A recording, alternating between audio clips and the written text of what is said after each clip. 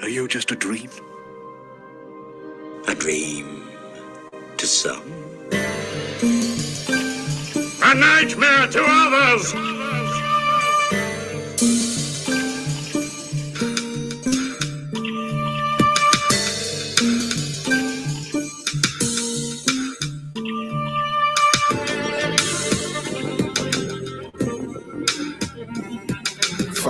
On my clock, wake up, then I drop to my knees, begging please, as time come to a freeze, cool breeze come my way, out of late, then I say, dear Lord, what you got for me today? And he said, your daily bread, get back in bed, for the visions of your head are being fed, from the angel in your stead, then I'm led to a place where I place, with a vision of a face, revelations, revelations. Carry the Alabama heart, move through big city, use humility, literacy, reading spirit, as I spit to the earth, the steam rises from hell, with tunnel vision, eyes closed, direction I braille, spiritual navigational system, listen to the night rituals epistles, explicit critical, when kisses my physical, just a description of my mental, this be the music that play in my headphones, how can I be alone, man, I'm in the zone, it's my job to dodge bullets, to dodge harlots, to camouflage in streets of gray and scarlet, poverty-stricken pirates, open drug markets, basically all are moving targets, praying not to be hit, the superstitious don't wear red around crypts, customs of the Roman witches, pigeons that fly out of the rhythm, from the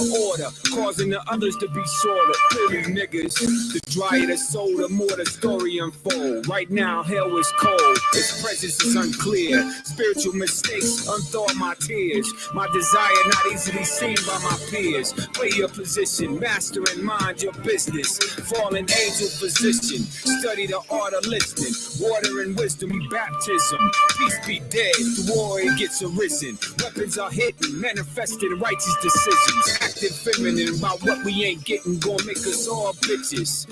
Female dogs habitually trained to remain in prison. Female dogs habitually trained to remain in prison. 5:30 on my clock, wake up, then I drop to my knees, begging please. Freeze, cool breeze come my way, out of late, then I say, dear Lord, what you got for me today? And he said, your daily bread, get back in bed, for the visions of your head are being fed, from the angel in your stead, then I'm led to a place where I'm placed, with a vision of a face, revelations, revelation.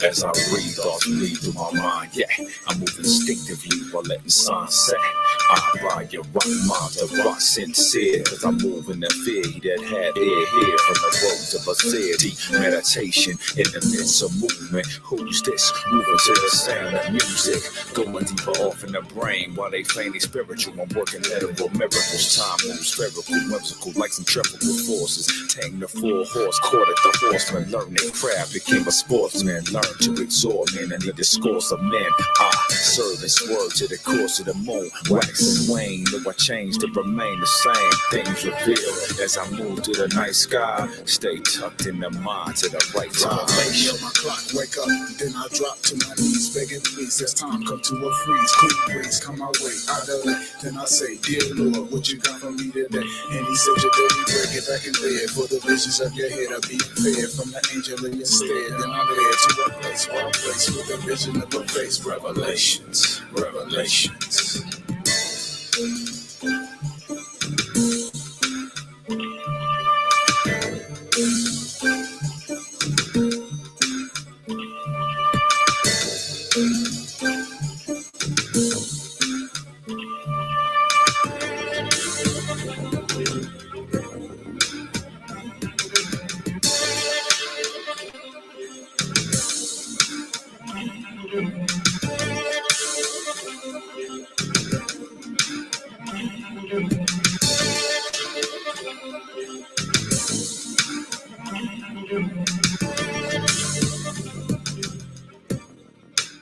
It is a dream.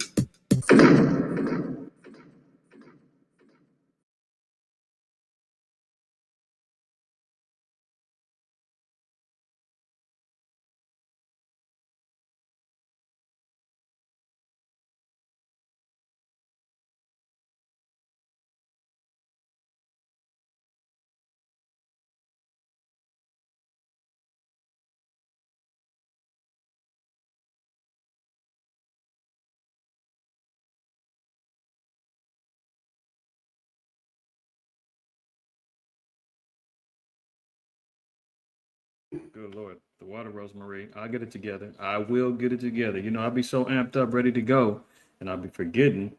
I got to mute the mic because the music echoes and it causes a problem. So when the music's playing, I mute the mic. I forget. I'm ready to go like a horse out the stable, right away.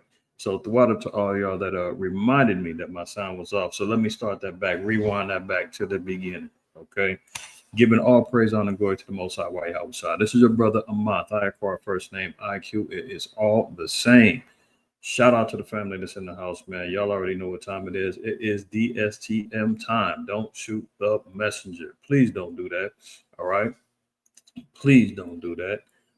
Salute to the family that's in the house, from everybody from Mashar to Rosemary to UZL, Malachi, Zakar, who else I missed? Aladad, the House of Byron, the House of Bayan Shakar, all my loyal and faithful brothers and sisters, man, who've been riding since the wheels fall off. Shalak, how can I forget my brother Shalak, Hashalai in the house?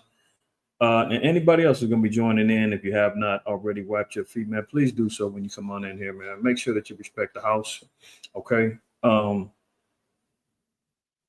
Gloves off, man. Time is of the essence, man. We can't keep going through the motions here.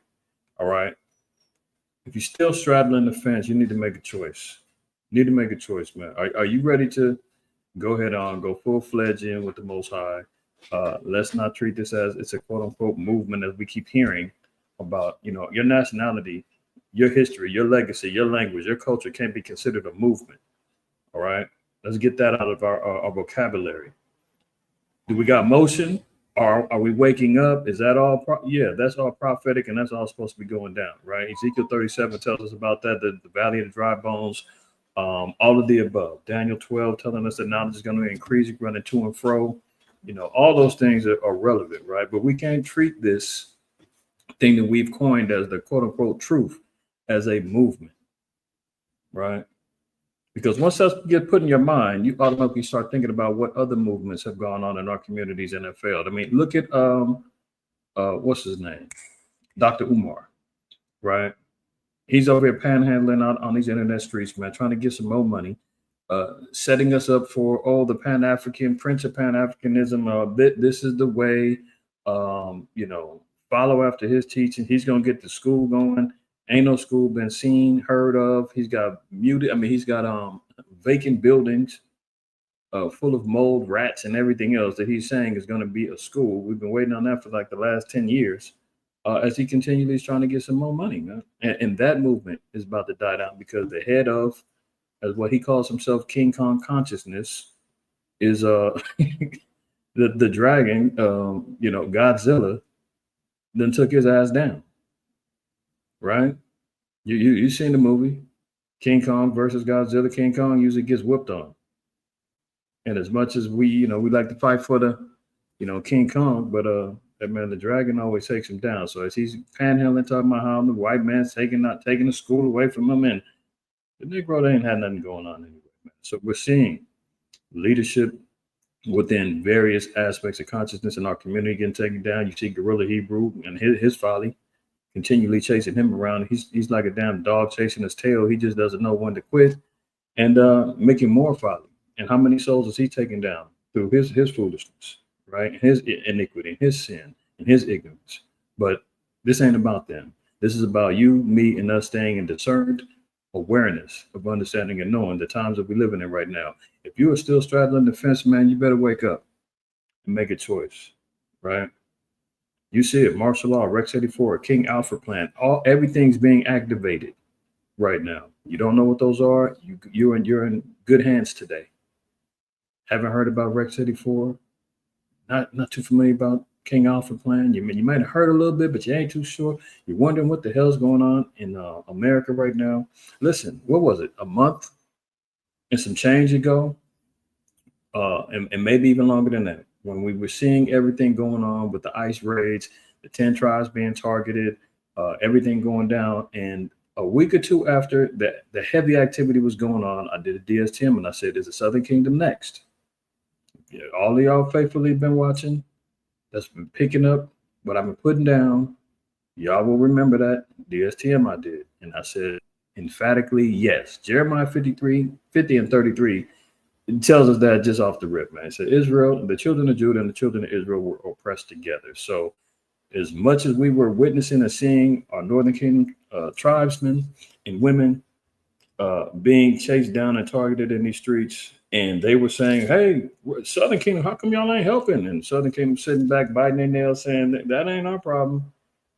Good riddance, because now maybe I can get my job back. Maybe now I can get some of y'all out of our neighborhoods, and having that whole little divide and conquer and that whole little ignorant mentality of y'all ain't us, we ain't y'all, and we're riding with the white man, or y'all wasn't there for us when we was going through our situation, so now it's your turn. Ends up, and man, the white man is for he's trying to get all of us. But let's not forget that. So now as we're seeing the occupation going on in Washington, D.C., you see them over there trying to take down Barbecue, Shazier, or I forgot what his name is, Jimmy, I forgot how to pronounce his last name, but you know what I'm talking about. Brother over there in Haiti, as they've got an indictment out for him, trying to take him down, as they want to go over there and reoccupy. They got mercenaries already going on over there. They're trying to take down Haiti. They want that occupation back.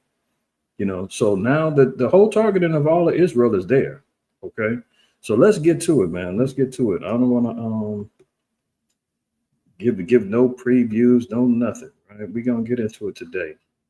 And I'm sure that there's been a lot of intrigue and things being shown throughout the week regarding what's going on with Israel and martial law. You're seeing a lot of people doing these particular, no, let's start in Ezekiel. A lot of people doing content on this, right? And speaking on this information.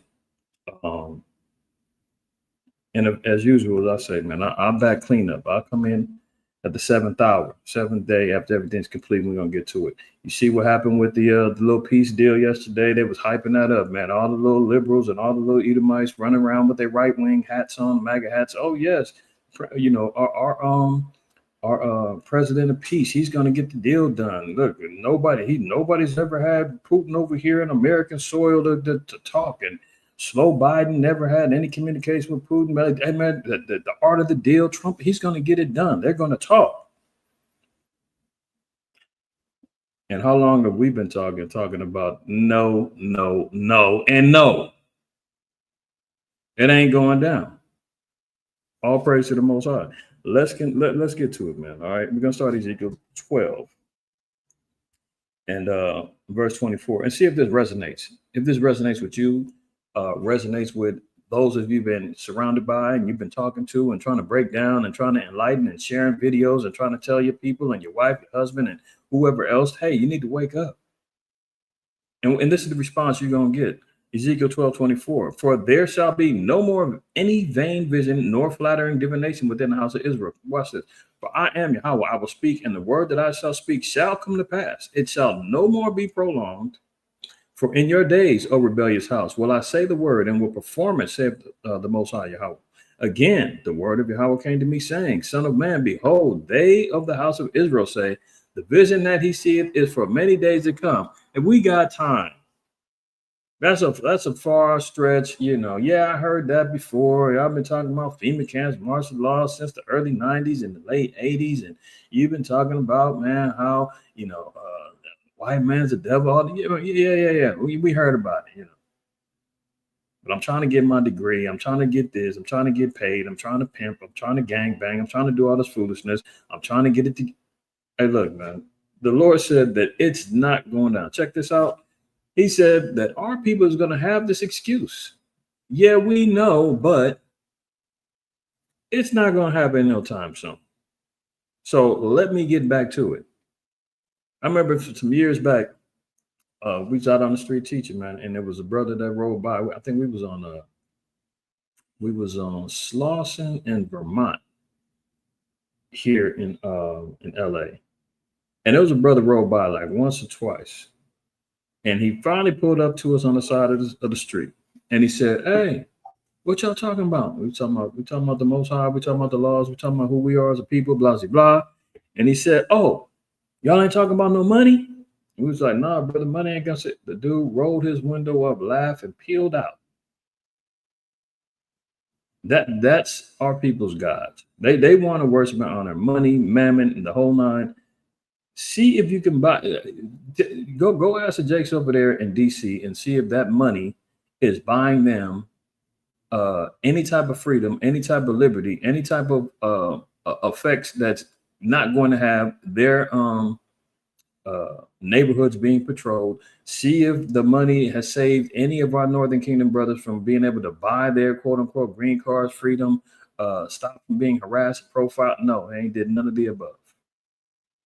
Damn Constitution ain't even helping them at this point. So the Lord said, the house of Israel is going to say, the vision that he seeth this for many days to come, and he prophesied at the times that are far off.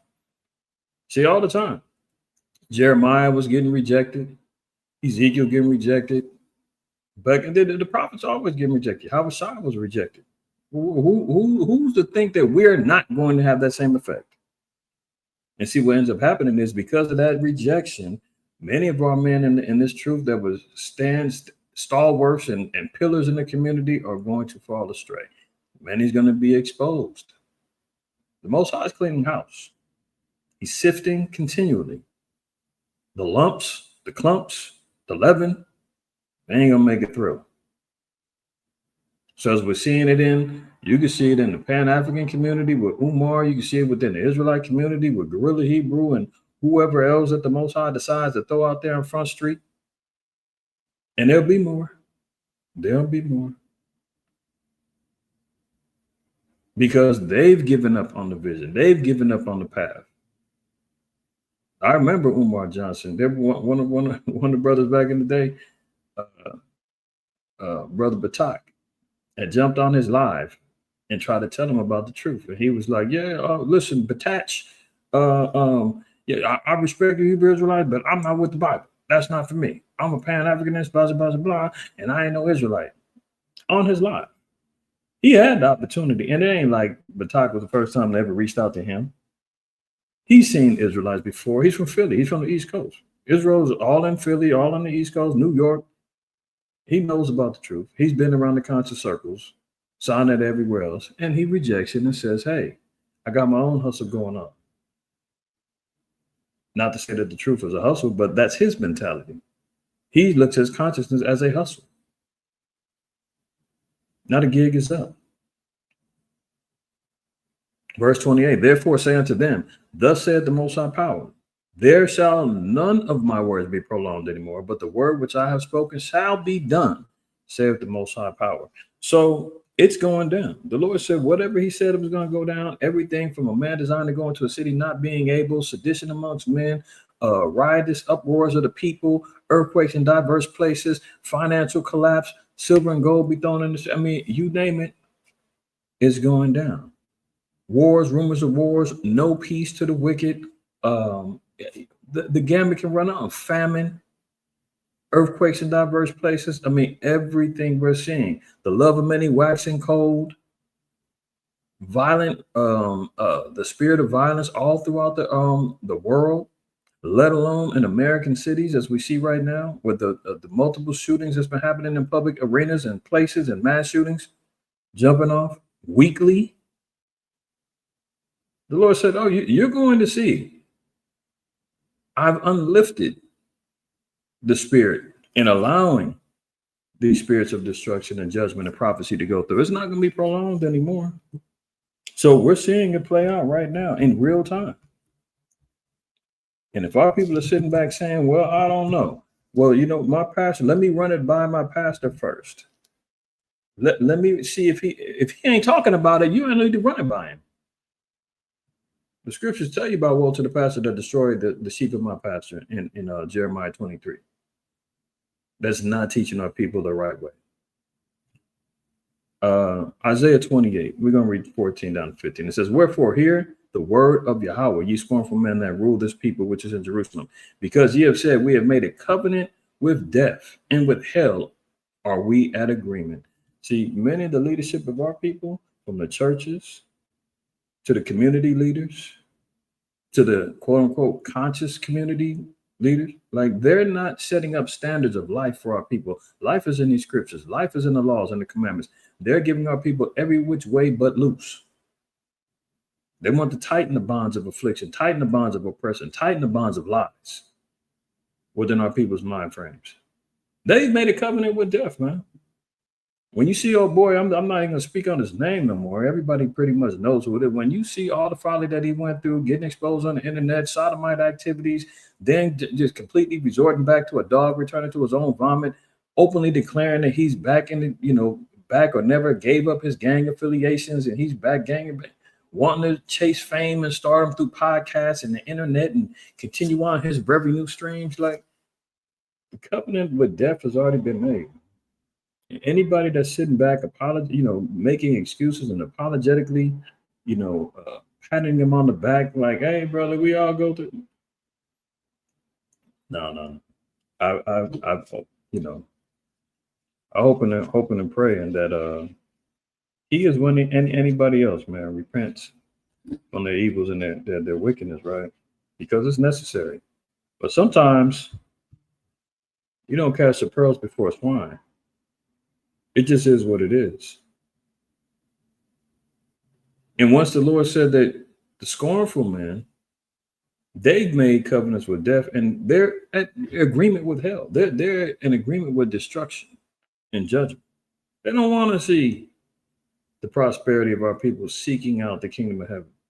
Me and my good brother Dawa was just talking about last week, man. He said a lot of these people in our community, they don't want to go home. They're cool with being pilgrims and orphans and, sitting back, occupying spaces and lands that don't belong to us, being oppressed. They don't want to go home. You know what that is? When you like the kid, man, that's going over to your friend's house and y'all know who you are. And I'm one of them too. When I was a kid, you want to go over to the friend's house, man, whose parents don't care. Man, your mom let you stay out as long as you want. Man, you lucky, man. Your mom let you drink. Your daddy ain't home. Well, I'm gonna go to their house. Yeah, man, I be outside all the time, hanging out. We be doing our thing, blah, blah, blah. Man, my parents don't care. And you like, man, I want that. You going over their house, hanging out. Y'all having fun, getting in all kind of dirt. You spend the night one night. You had some fun. You got into some trouble. You're good to go. Next thing you know, you're on the phone, call them up. Can I stay one more night? Yeah, they don't mind. You don't want to go home. You want to stay in the mix, in the mire of the damn wickedness and unrighteousness of that house that don't give a damn about you or about their own. You don't want to go home. And some of our people, man, in the Israelite community and others are very happy here in hell. That's the problem, and that's the curse of us being who we are as a special people. I was talking about it last week as well. We've managed to turn shit into sugar. We get used to and get comfortable in hell. The damn thermostats is getting turned up, and we just adjust. Throw on a jacket, beanie, Scully, or what do you call them? Ski masks, skeezies, and all that. We're out here acting the damn fool. When you like, man, ain't you hot? I'm too cool to be hot. Yeah, you don't feel this pressure. You don't feel what's going. Yeah, no, we just adjust. We've made it to the point now. That's why the Lord said, "My people are destroyed for lack of knowledge." We're at the point now where we're glorifying how bad it is we came up in, and glorifying these particular neighborhoods that we came up in. That now is a badge of honor. That is a trophy that we carry on our shoulders, man. That's something that we wear right on. Yeah, I grew up over here. Such. Man, it was hell over here, man. It was always going down, gangbanging, drive-by, drug, prostitution, man. It was, yeah, that's where I'm from. Yeah, my projects, we do that. Oh yeah, this big kingpin came from over here, man. Yeah, cat over here, man. Yeah, my big homie, he done caught 3 bodies and other. And that's now being glorified. You see what I'm saying? This is how we know that our people have agreements with hell and they don't give a damn.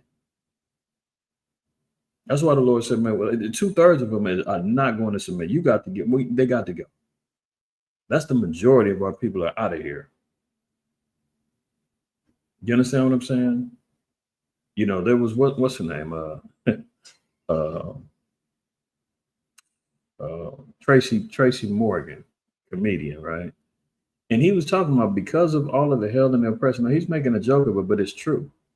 You know, he was talking about a joke about why do we have kids at such young ages, and he was saying basically because we're going through what we go through in the ghetto, and he says we use sex as a sedative. Like that's what calms us down. That's what gets us out of the areas of PTSD, the love and the embrace of a woman and a man. And, you know, we find that escapism before you know it at 12, 13. You sedating yourself with the pleasures of the flesh. And next thing you know, you knocked up at 13. He said, man, we use sex as a sedative, which was funny, but at the same time, it was true.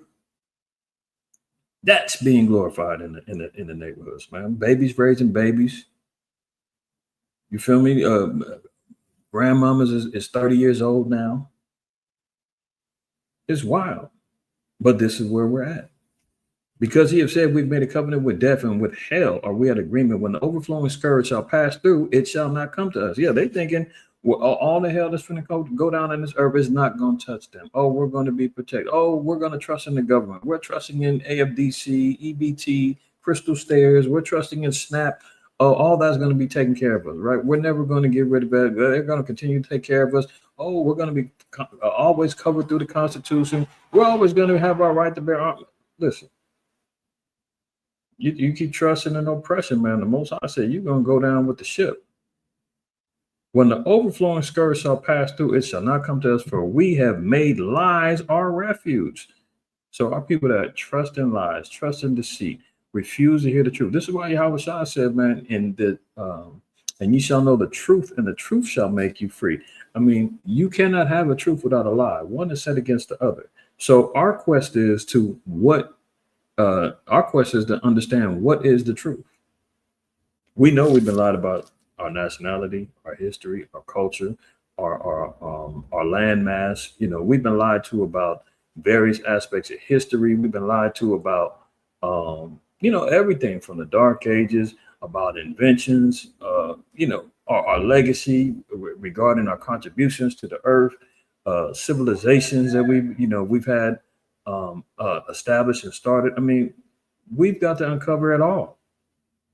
And the men of Israel out there from camp to camp, respectfully to all of them, whoever, have been doing their best as the Lord imparted the Spirit upon them to reveal those truths to our people, to hopefully have one of those things be the thing and the catalyst that you latch on to that brings you into this truth. Remember, Yahweh told Andrew and I believe it was Mark that he was going to make them fishers of men. You know, as a fisherman, you got to use various baits. You got to get up early. You got to find different times. You got nighttime fishing. You got early morning fishing. You got various types of baits that you got to use. I mean, there's a gambit of different ways that we got to figure out how do we get these sheep? How do we get these people, man? And all praise to the Most High for the brothers that stand 10 toes down, that's continually putting their best foot forward in sincerity and truth, trying to get this word out to our people, because we see here, we know the plight. Our people have made lies their refuge. They're comfortable in lies. They're comfortable with being deceived. They're comfortable being taken advantage of. You know, another comedian, Chris Rock was talking about black people loving not to know. You find that clip on YouTube, it's so real. Our quickest defensive answer is, I don't know. And every time is, I don't know. What's your nationality? I don't know, man. I don't care about all that. You understand what I'm saying? Like, I don't know is the easy defensive answer to leave me alone. I don't want to know. And don't try to tell me the truth. Continuing on, it says, and under falsehood, we have hid ourselves. So our people are buried in the lies. You know, so when we're seeing all these things taking place in the streets, and we've been trying to warn our people for decades upon decades now regarding what's coming down the pipeline, our people kept saying, no, that's lies. We're comfortable over here under these refuge of lies, man. We're buried in deceit. We can't even see upward. I don't think that there is any light to what you're talking about. You know what? Just let me live out my life. Drake made the song YOLO. You only live once. That's what our people are living by now. That's the standard of let me just do my thing. If it's my time, let it be my time. But see, the problem is that when and if you go, that ain't it. The Most High said the dead are going to be arisen for judgment. Yahweh Shah said, man, fear not him that can destroy the flesh, but him that can destroy the soul. Like, that ain't it. You're thinking whatever you do here, you're all good, you're out of here. And let's not even talk about regeneration. You Most High might see fit that you coming back here again to get whipped again. Right? So 1 Kings 18:21. We went over this one last week, but I'm gonna revisit it again because it's in alignment with what the Spirit was telling me to go to today. 18:21. And Elijah came unto all the people and said, how long held ye between two opinions? If Yahweh be the Most High, follow him. But if Baal, then follow him. And the people answered him not a word. See, our people don't want to be held accountable. I'm not going to say nothing. I'm going to just keep it between me and the Most High. I got my own personal relationship. I'm not going to publicly say. No. This is why we have to make a choice. We got to consciously say, look, I believe I'm in it to win it. I'm not just going to be floating around trolling. I'm not going to be floating around getting a little bit over here. Then I'm going to jump over here to the Egyptology. Then I'm going to jump over here into the Olmec traditions. I'm going to jump over here and I'm going to just make a conglomerate of information and just stand by that, man. I'm indigenous here. At the end all be all, like I always say, my closing is to fear the Most High and keep the commandments. That's your whole responsibility and duty. Right, everything else is kind of icing on the cake in many aspects. But we can't be trying to figure out, is it really going down? Is it possible? Or I see it's going on in the streets, man. This is crazy. It's crazy, but guess what? It was prophesied. And if we know that much, then there must be a different way that we can actually do something about it in regards to salvation for ourselves, our households, and so forth and so on. It ain't just something that we just spectate at and we just utilize the internet to make some content on, hoping to get some views and get paid off of. No. This is the real deal. Joshua 24, we're going to read 14 and 15. Now, therefore, fear Yahweh and serve him in what? Sincerity and in truth. That's important. That's why I said this is not a quote unquote movement. You don't use this truth as a means to be a charlatan, to try to make some money off of the people and make merchandise of the Lord's heritage. This ain't the community where you're just like, hey, you know what? I know over here I can do my music and people I couldn't do it in the world. I couldn't blow up in the world, but at least let me blow up in this community. I can get famous over here. I'm gonna get the money. I'm gonna get the fame. I'm gonna get the views. Maybe I'll do it that way. Is that sincerity and the truth? Yes, we know music is a ministry. Far be it. I'm not going to be a hypocrite. We started it in 98. But guess what? Even during those times, we was constantly on the pavement. We was constantly traveling. We was constantly making literature, doing newsletters, having a prison ministry. We was doing works. We had community efforts that was going on with helping families first, Skid Row missions, doing things for the homeless in the communities. We was constantly still working. It wasn't, all I do for Israel is music. No. Our elders told us, man, look, y'all want to do that old music thing. And Elder Rasa would know, along with the other elders at the time, would tell us, that does not stop the works of the Lord. Y'all got to do that on your own time. There is no, hey, we're not going out this week because we got some recording to do. No, it was, you better figure it out. We got classes 6 days a week. Yeah, and if y'all on the schedule, you better get here. Monday was class, Tuesday was class, Wednesday was class, Thursday was council meeting, Friday was Sabbath service, Saturday was soldiers program, and then we was going out teaching all day. Sundays we was going to Hollywood. And you still have families, and you still had to work. We had to figure it out. Like, if we're going to do this music, we got to make time to do it. So if that means we're up till 1, 2 o'clock in the morning recording at a brother house or in the studio when the Lord blessed Elder Ryan with the studio. We was up. Got to get up and go to work in the morning. You got to make it happen. But the works never stop. That's sincerity and the truth. That ain't just, hey, I'm just doing this. That's my works. No. Still got more to do. Sincerity and truth means, man, I'm not going to sit up here and everything is for sale. Want a calendar? I'll sell it to you. You want a name? I'll sell it to you. Marriage? Oh, I can conduct a ceremony for you. How much? Oh, I'll sell it to you. You know, want this secret breakdown? Subscribe to my Patreon for a small fee. You can get access to this hidden secret information that nobody else is going to be privy to unless they pay for it. Like, come on, man.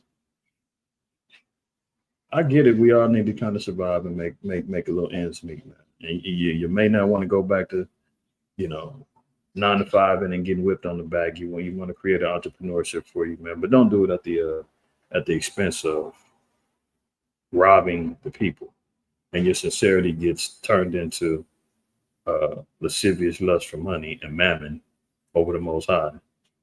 And especially when the word becomes available for monetization, that's when it really gets bad. Because now it's like, oh, the more views, the more attention that I get, the more money I can get. So the more controversial I can be, the more divisive I can be, the more clickbait title I can do, I can get paid for it. And that's what enters into our community for a while now. And the sincerity and the truth now is coming into question for many in our community.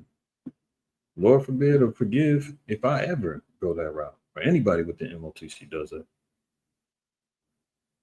We got to stay sincere with this thing, because that's what our forefathers built it on. Joshua, Elijah, Yahushua, the disciples, Jeremiah, Habakkuk, Haggai, Ezekiel, Daniel, Joseph. I mean, brothers were sincere, man. Got to serve him in sincerity and truth, and put away the gods which your father served on the other side of the flood and in Egypt. Serve ye Yahweh. And if it seem evil unto you to serve Yahweh, choose you this day whom you will serve, whether the gods which your father served that are on the other side of the flood, or the gods of the Amorites, in whose land ye dwell. But as for me and my house will serve Yahweh. That's plain. Choices is clear. I land before all today as well, right? Because we see the gates closing in, and we see the plans being written on the wall. And mind you, why is this a matter of quote unquote urgency? Is because we're only 8 months, and not even a full 8 months, into this particular administration. Can you imagine the next 3 years, the type of trajectory that this place is going to go down, the path is going to go down in? This is only 8 months, and we're talking about economic troubles and uncertainties. We're talking about forever wars jumping off, multiple plagues, multiple earthquakes. I mean, we're seeing things unfold at a rapid succession, and this is only 8 months. Mass shootings, divisiveness and divide within the whole governmental structure. You see, even over there, man, the small hats, the GMO, mutants over there, they're in a divide amongst themselves. Many of them over there don't want that not a Jew in power. They're not standing behind what's going on. They're getting, they're fighting and battling and getting knocked upside the head in the streets by their own troops. Beautiful. Kingdom divided against itself can't stand, right? So let them go at it, but this is all that's going down in the earth right now, right? Hurricane, what is it? Tropical storm Aaron right now is on the move. Said it's right now almost out of category 4, and it could change into a hurricane within days. Right? So Sirach 39:1, but he that giveth his mind to the law of the Most High and is occupied in the meditation thereof. See that? Our mind has to be constantly trying to revert back to the law of the Most High in our daily. You slip, stumble, fall, get that thought thrown in your head, man. What we got to do? We got to resort back and be occupied in the meditation of the law. That's got to be our first defense. Isn't that what Yahushua did when he was tempted after the 40 days of fasting? Soon as Satan jumped up on him, he said, "Hey, if you be the Son of Man," already tempted him. "I know you're hungry. Make them stones bread. Prove it to me. You hungry? You got the power. Go ahead and do it. If you're the Son of the Most High." And what did he do? He went right to the book of Psalms and said, "Man shall not live by bread alone, but by every word that proceeded out of the mouth of the living power." So he said, look, my immediate defense, our immediate defense is, what's the scripture say? Maybe I need to jump back into that word, because that's the only thing that we see evidence of that was a faithful defense against Satan. Yahweh said, look, I'm gonna hit you with these scriptures. How about that? And sent him on the way. But he that giveth his mind to the law of the Most High and is occupied in the meditation thereof. Remember, Joshua 1:8 tells us about having good success, and everything comes around us being in the meditation of the law of the Most High. Let's get that real quick too. I'm gonna read it. Let's read it in the KJV. Joshua 1:8. This book of the law shall not depart out of thy mouth, but thou shalt do what? Meditate therein day and night, that thou mayest observe to do according to all that is written therein. For then thou shalt make thy way prosperous, and then thou shalt have good success. So if we're looking to have success, if we're looking to prosper, if we're looking to make it in these days and times, what the Lord tells us to do. There is no prosperity, there's no success in the situations that we're in life, and let alone that's coming down the pipeline, unless we do what? Meditate therein day and night, and think about the laws of the Most High and practice those things. What's verse 18 say? Whosoever he be that doth rebel against thy commandment, the laws are done away with. All of Israel's going to be in the kingdom, so it don't matter. I can be Israel. I can sin. I'm part of 2/3. So what? I'm there. That's rebelling openly, saying I'm not going to keep the commandments of the Most High. What profit is it going to help me? Doesn't matter. I'm here to get what I can get while I can. This is why we have to get our people to get the hell out of them churches, because they're telling our people, look, laws and commandments are done away with. We ain't got to do that. Only the greatest two. Man ain't perfect. Blah, blah, blah, blah, blah. But whosoever rebel against the commandment and will not hearken unto thy words in all that thou commandest him, he shall be what? Put to death. Only be strong and of good courage. Why we got to be courageous in this movement? Because you're going to have many that's going to come against you saying, you wasting your time, man. What are you doing? Trying to weaken your faith, trying to weaken your stance and your firmness in the law, statutes, and commandments of the Lord. So we got to be strong, and we got to continually be sure-handed in this thing. Okay. Jumping back over here to Ecclesiastes, chapter 39:1. But he that giveth his mind to the law of the Most High and is occupied in the meditation thereof will seek out the wisdom of all the ancient and be occupied in prophecy. Right. That's what we're seeking, is to be occupied in prophecy. This is what we should be trying to understand, trying to discern, trying to decipher. We know the law, statutes, and commandments. The faith of Yahweh Shai, that's the foundation. That's what we're built on. This is what's going to maintain us through this walk. But we also got to understand and know that there's prophecies that's being unfolded. There's prophecies that's happened already. These are things that we have to continue to be inquisitive about and be occupied and trying to understand, where are we at now in these days and times? How are things transpiring in the earth? You understand? Sirach 24. Let's read verse 1, and then we'll skip around a little bit in this one for time's sake. What are we talking about in Sirach 24? Wisdom, right? Isaiah 33:6 tells us that wisdom and knowledge to be the stability of our times. Well, how do we acquire wisdom? Well, scriptures tell us that the fear of the Lord is the beginning of wisdom. So that's number one. That's why I always try to remember and tell my brothers and sisters out there, continually fear the Most High, right? In our walks, because without that, you won't be able to keep the commandments of the Most High, and wisdom shall not be departed upon you, and you're going to be damned when everything continually unfolds and crumbles around you. So wisdom and knowledge is the important factors that we have to maintain. Sirach 24:1, wisdom shall praise herself and shall glory in the midst of her people. In the congregation of the Most High shall she open her mouth and triumph before his power. So wisdom is only going to be imparted to who? It says the congregation of the Most High. In the congregation of the Most High shall she open her mouth. The congregation of the Most High is not First Baptist on, 84th and Hoover. Like, no.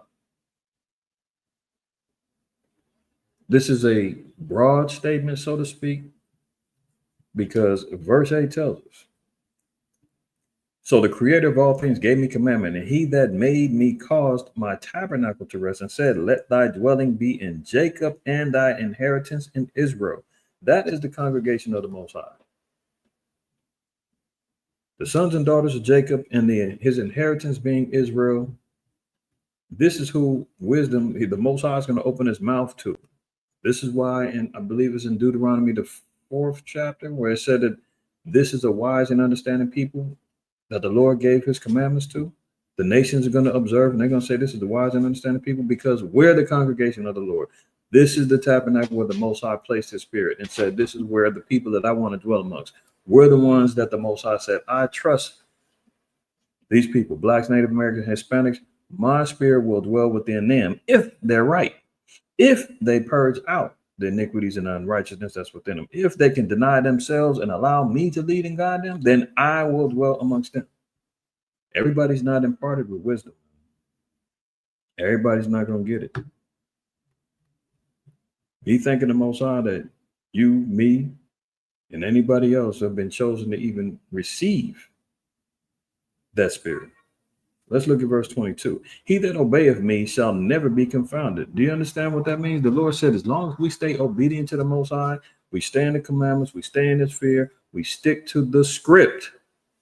You ain't going to be out here like a chicken with your head cut off and wondering what the hell is going on and being confused by every winter doctrine, being confounded, chasing after this breakdown, chasing that. Hey, this brother sounds like he's more smarter than what I've been learning. I got to go listen to him.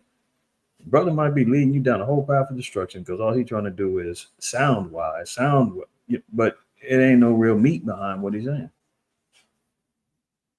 It's lab grown, not nutrition. He's trying to get he's just trying to get a payday. But if we obey, the Lord said, we're not going to be confused about what's going on. You're not going to be stumped in understanding the times that we're in right now. Let's continue. And it says, they that work by me shall not do amiss. And this is what happens when a man gives up on the faith of the Most High. When you start seeing them and doing questionable things that you wonder, man, is that lawful? Man, the brother just shaved his beard off, and you wonder, no, brother, I do this, man. I'm in the spirit. Yeah, the Most High knows. I'm about my job. Said I need to. You ain't obeying. Now you confounded. You start making excuses about what you can't do, why you're allowed to do this and nobody else understands. I'm in the spirit. No, it says, and they that work by me shall not do amiss. If we continually do what the Most High says, you're not going to be doing anything that's out of order, out of pocket, questionable, being put under a microscope, wondering why and where did this brother, start doing this, that, and the third. Why a sister start doing what she's doing now. She's rebellious. She's mouthy. She's on the internet now teaching classes. She's telling sisters, whatever. You understand what I'm saying? Like this is all stuff that the Lord said. If you just do what I tell you to do, you ain't gonna go wrong. You wonder how you're gonna stay firm and solid when all hell is breaking loose. The Lord just said it. Obey me. You ain't gonna be confounded. You're not gonna be confused on what they just came out with this new poke in the arm, man. There's dangerous stuff going on. I think we need to get it. How are you confounded about this? This has been discussed. The plans and the actions of you trusting in your enemy, that's a no-go. How are you confounded now? How are you confused, wondering whether or not you should or shouldn't do it? Or, oh, you got it? What? He stopped obeying the Most High. She stopped doing the work. Now she's going crazy. She's gone amiss.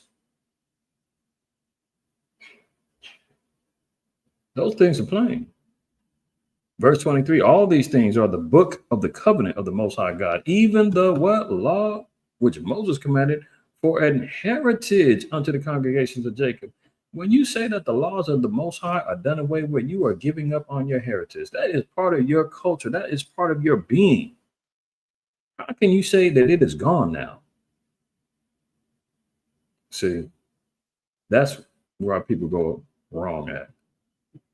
That's why they say, oh, the nationality don't matter. You Israelites keep talking about this, man. White man, what about the white man? And they go right into a whole scenario of being what do you call that? I lost track of the term where they speak about the when the captor starts sympathizing with their oppressor. It's on the tip of my tongue. I'm lost in thought. If you remember, you know what I'm talking about. Throw it in the Stockholm syndrome. Throw it out, Albert. And threw it to me before I was about to give up. Stockholm syndrome. Our people immediately go into Stockholm syndrome.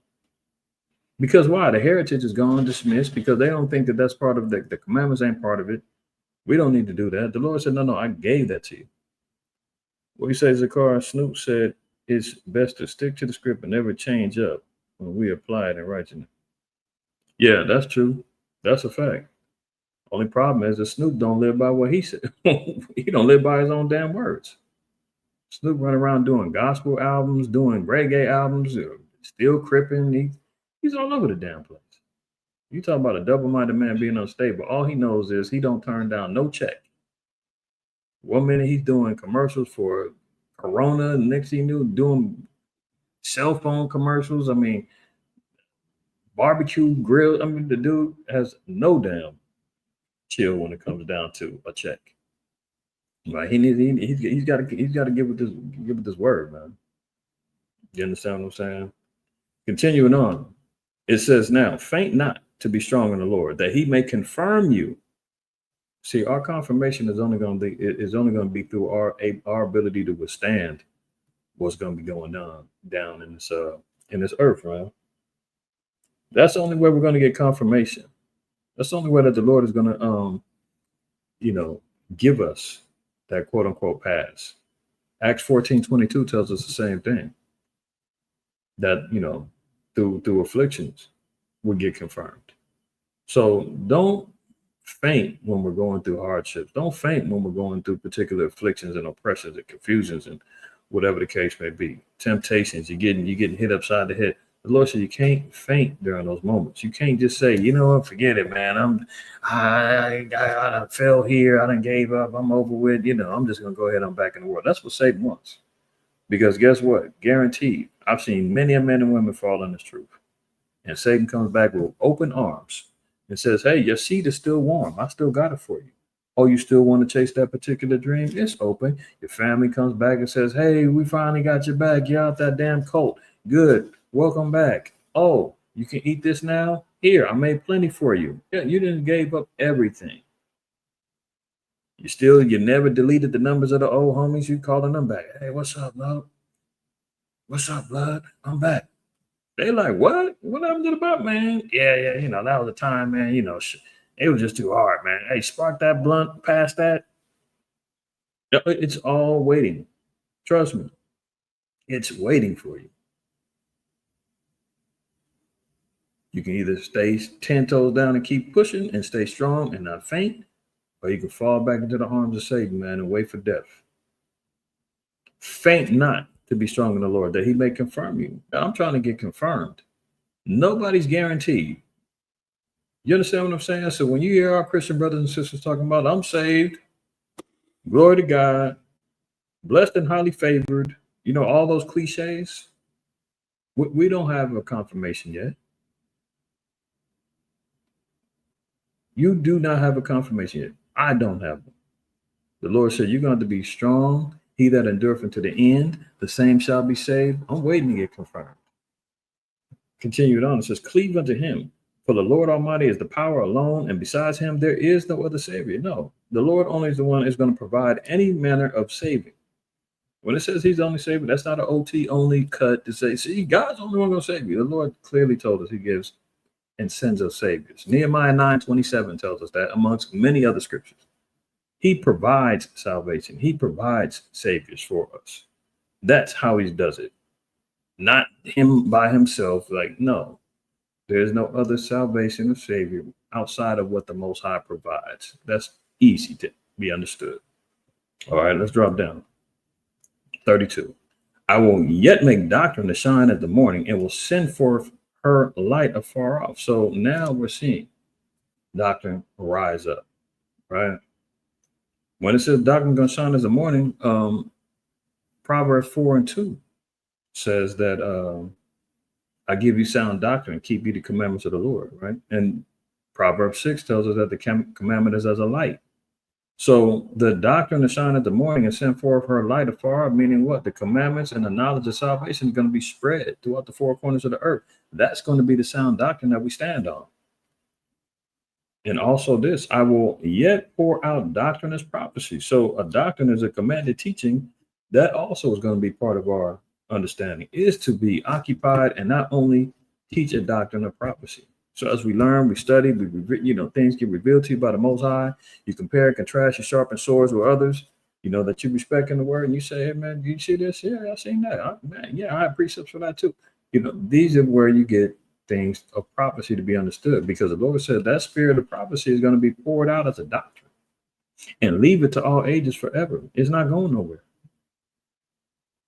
Behold, that I have not labored for myself only, but for all them that seek wisdom. So if you're seeking it out, the Lord said it can be found, because it ain't going nowhere. It's going to be laid out, plain upon tables for our people to receive and get and understand and know the places and where we're living at in these days and times. So now, with that being understood, let's get to these prophecies and let's get to the notion of what's going on with martial law, REX-84, the King Alfred plan. What's going on with the ice raids? Why are we seeing this particular spirit jumping off? Why are we seeing DC amongst other cities now being targeted for military occupation and harassment and detainers jumping off? All right, let's get to it. So first, we're going to go through some of the other events of prophecy and events that were taking place throughout the last 7 days, right? So this is one thing, and this is how we would know if we're in a discerning mind and understanding, because, like we said, there was a lot of hype jumping off with that meeting between Trump and Putin yesterday, right? Many of the people on the right, the Trump supporters were, hey, he's doing what no other president's done. He opened up the doors, rolled out the red carpet for Putin. They're getting ready to sit down and talk, man. Slow Biden never did this. He's doing the works to get peace on the table. And, maybe we see that them sanctions and that 10-day, deadline, Putin didn't bow down to it. Remember all of that? I mean, where is the actions at? I told you, man, that dude be bluffing, man. As what's the name likes to acknowledge, me and UZL always share the facts of him being raised as far as entertainment is concerned through the WWF or WWE circus with Vince McMahon and all of that, man. There's always a whole lot of hype that goes on in the pre-interviews with after the wrestling matches and the pre-fight hype. And then when they get into the ring, man, it's all showing, it's all show and tell and folly.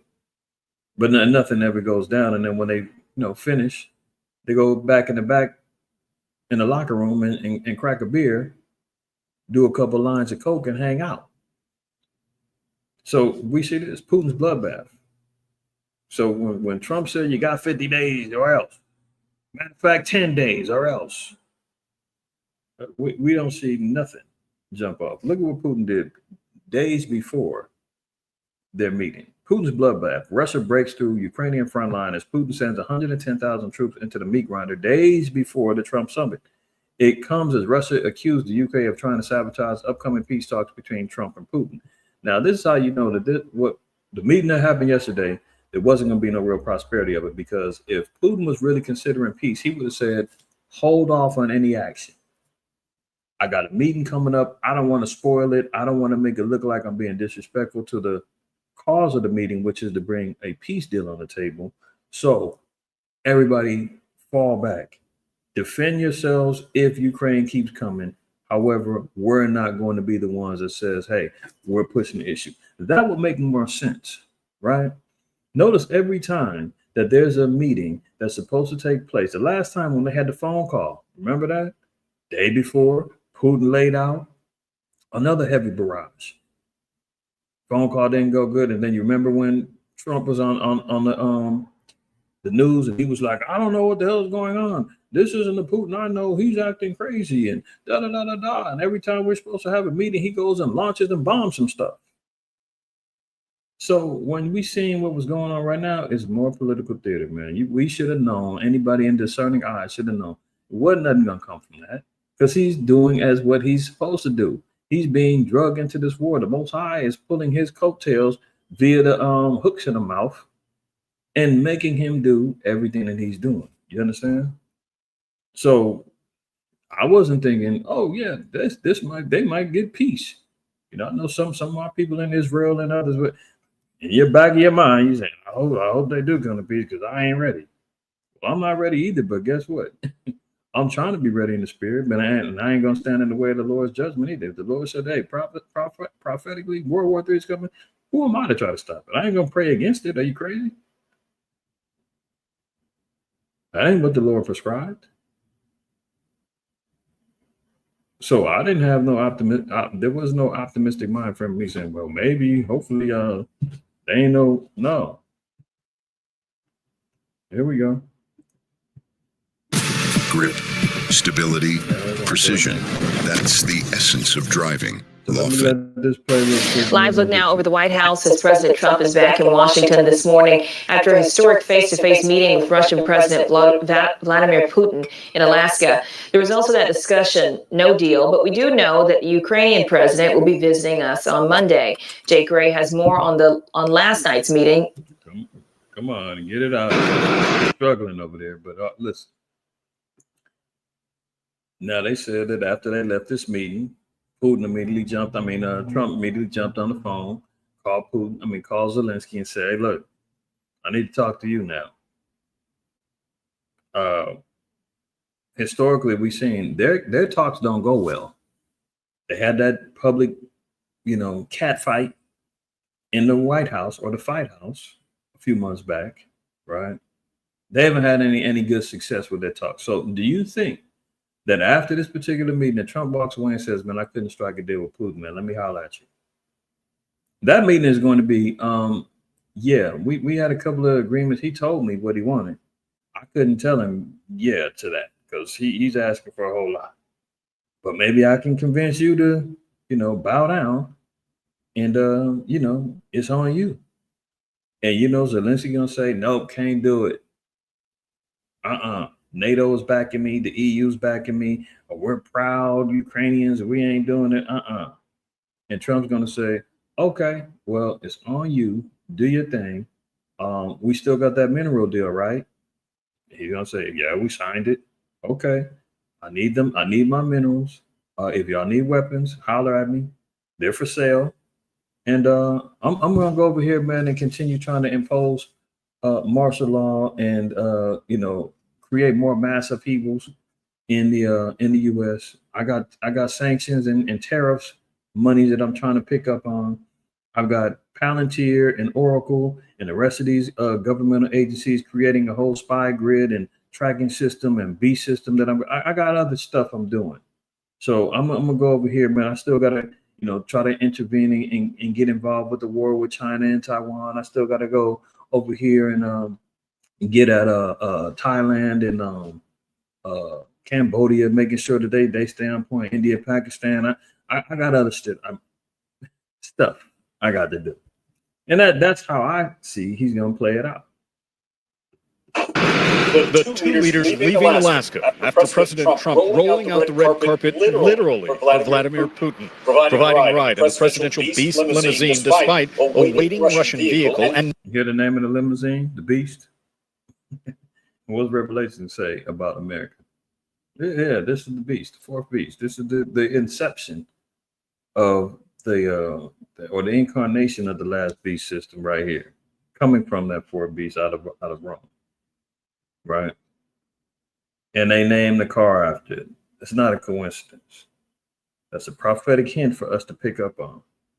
Nearly 3 hours of talks behind closed doors. There's no deal until there's a deal. No deal, despite both leaders. Рассчитываю, что сегодняшний I expect that today's agreements will be the starting point. Referring to agreements, Many points were agreed to. what those points are, undefined. Some are not that significant. One is probably the most significant, but we have a very good chance of getting there. Now, notice he said, first of all, they got agreements. They don't speak on what it is. So they leave the meeting with a lot of mystery, but you notice he said most significant that they talked about.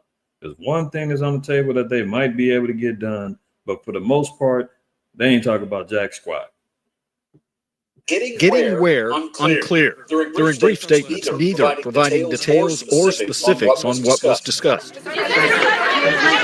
And refusing to answer any question. I was hoping to hear that there would be a trilateral meeting. That didn't come out of this. I was hoping to hear there'd be a ceasefire. That didn't come out of this. Pre-summit skepticism from officials in Ukraine giving way to frustration. A member of parliament posting, "It seems that Putin has gained more time. No ceasefire or de-escalation has been agreed upon." Okay, so with that being understood, I'm not even going to continue playing this. I got a lot of things I want to talk about and get off my chest today.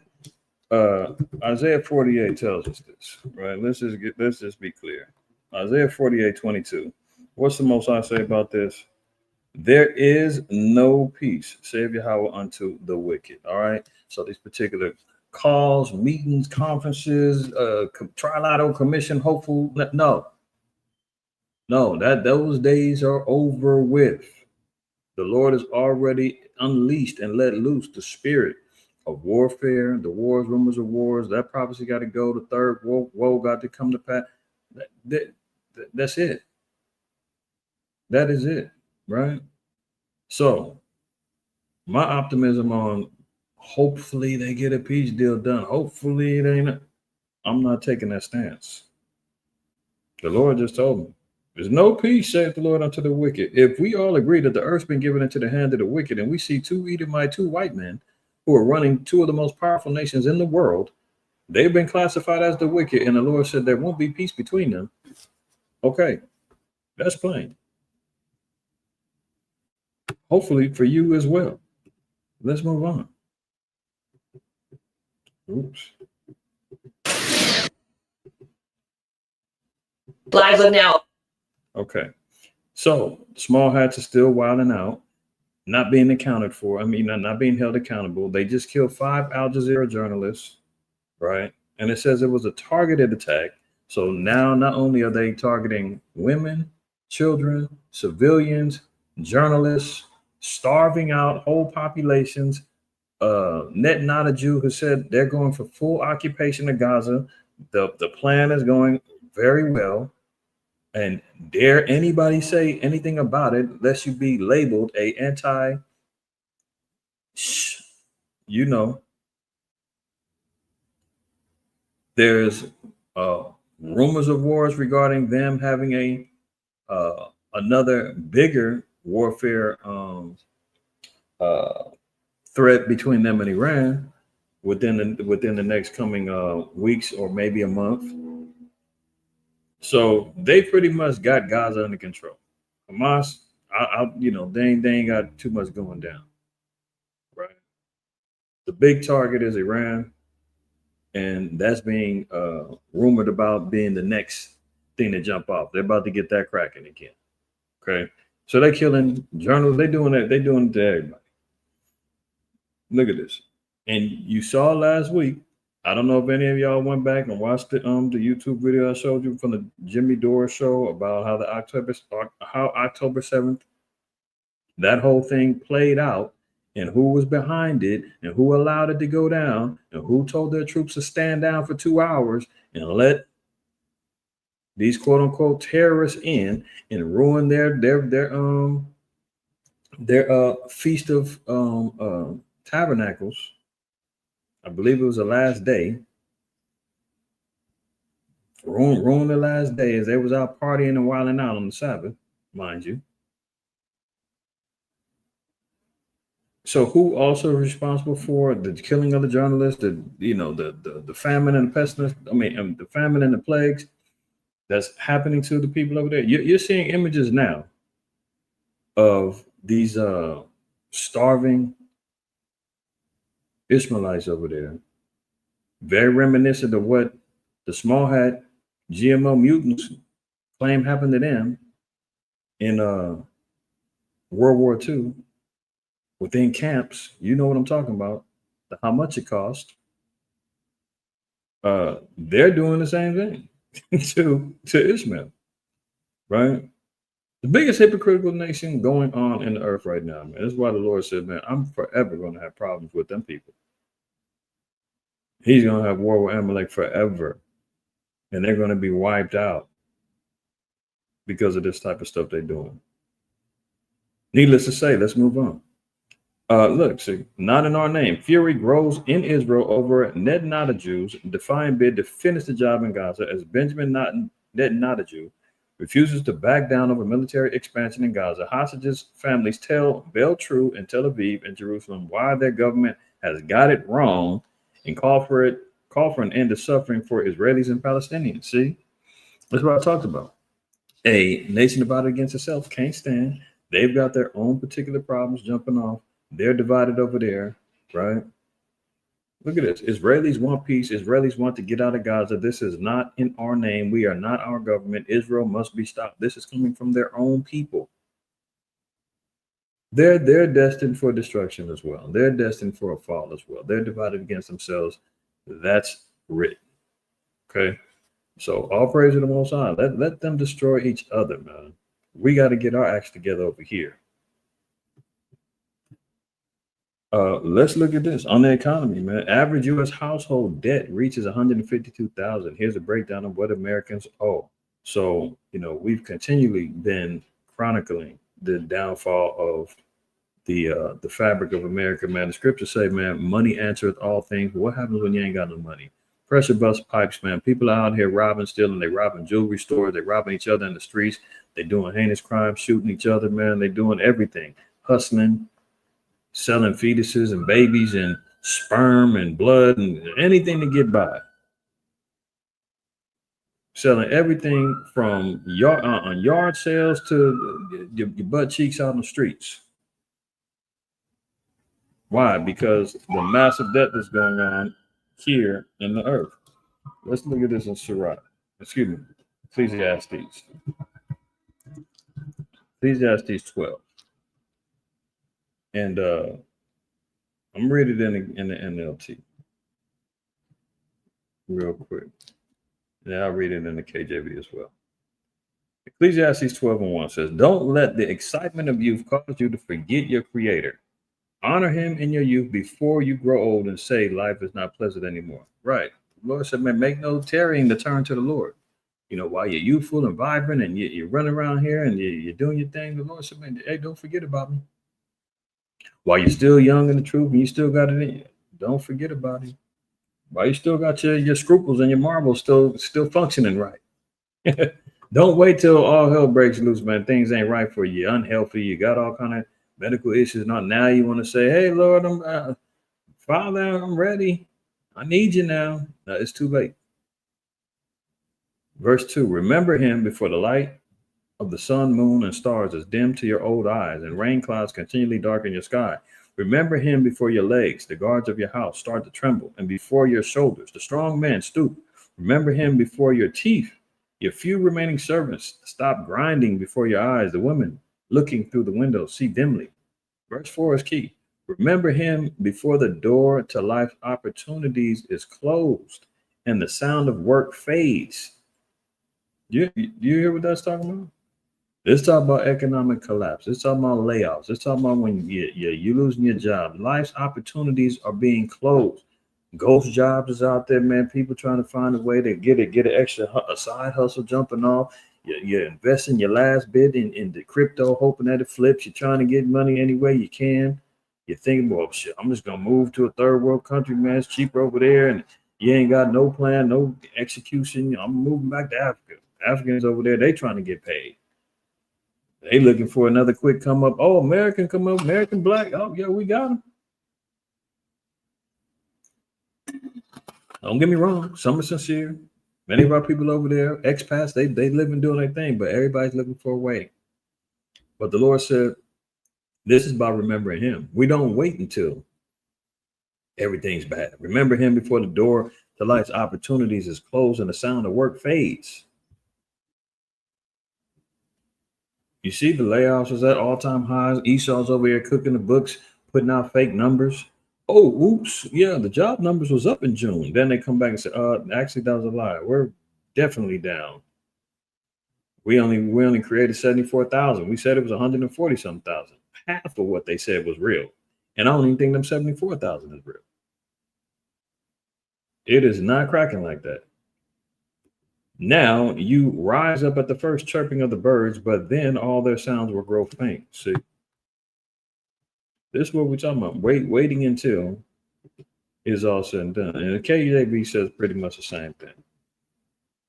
It's just a little bit easier when you see this in verse 4, and the doors shall be shut in the streets when the sound of the grinding is low. The doors being shut in the streets is the opportunities. The sound of the grinding is the work. When those things slow down, striking, the various jobs is going on strike because they want better wages. They want, more rights on the job. They want more hours. They, all of that is indicative of what's going on. And the Republicans running back saying, well, this was because of slow Biden and his economy. Yeah, he started the damn avalanche. But your man, 48, he said, I got the keys to stop it all. I just got Elon on the job. I got Doge running rampant. I'm cleaning up everything. We didn't save billions of dollars. The economy's booming now. We got things back on track. Look, crypto's up, stocks up. Oh, oops, sorry. Oops, stocks is down, crypto down. Like it's completely imbalanced, man. This place is over with. Most of us said false balance will be an abomination, man. They love fixing the books and changing the numbers and dibbling and dabbling and all this foolishness. That's why the Lord said, hey, don't wait until we got to read these particular headlines, because now's the time that we got to pull it together. Lord willing, right? Can you imagine each household is in debt, $152,000 on average? I mean, that's from credit card debt, student loans, mortgages, rent, car notes, insurance, add it all up. You got multiple people in the household. Look at this. The average American household is more than $150,000 in debt, with mortgages accounting for more than 2/3 of what's owed. Wallet Hub online financial advisory site recently released its latest household debt report, finding that the nation's total household debt reached $18.39 trillion in the second quarter of 2025. Well, guess what? America, this house, White House, this place is $7 trillion in debt. I mean, it's building a foundation of debt owed. The Lord said, man, woe to him that builded his foundation with another man's money. Like this place is built on debt. So the problems are going to continually arise.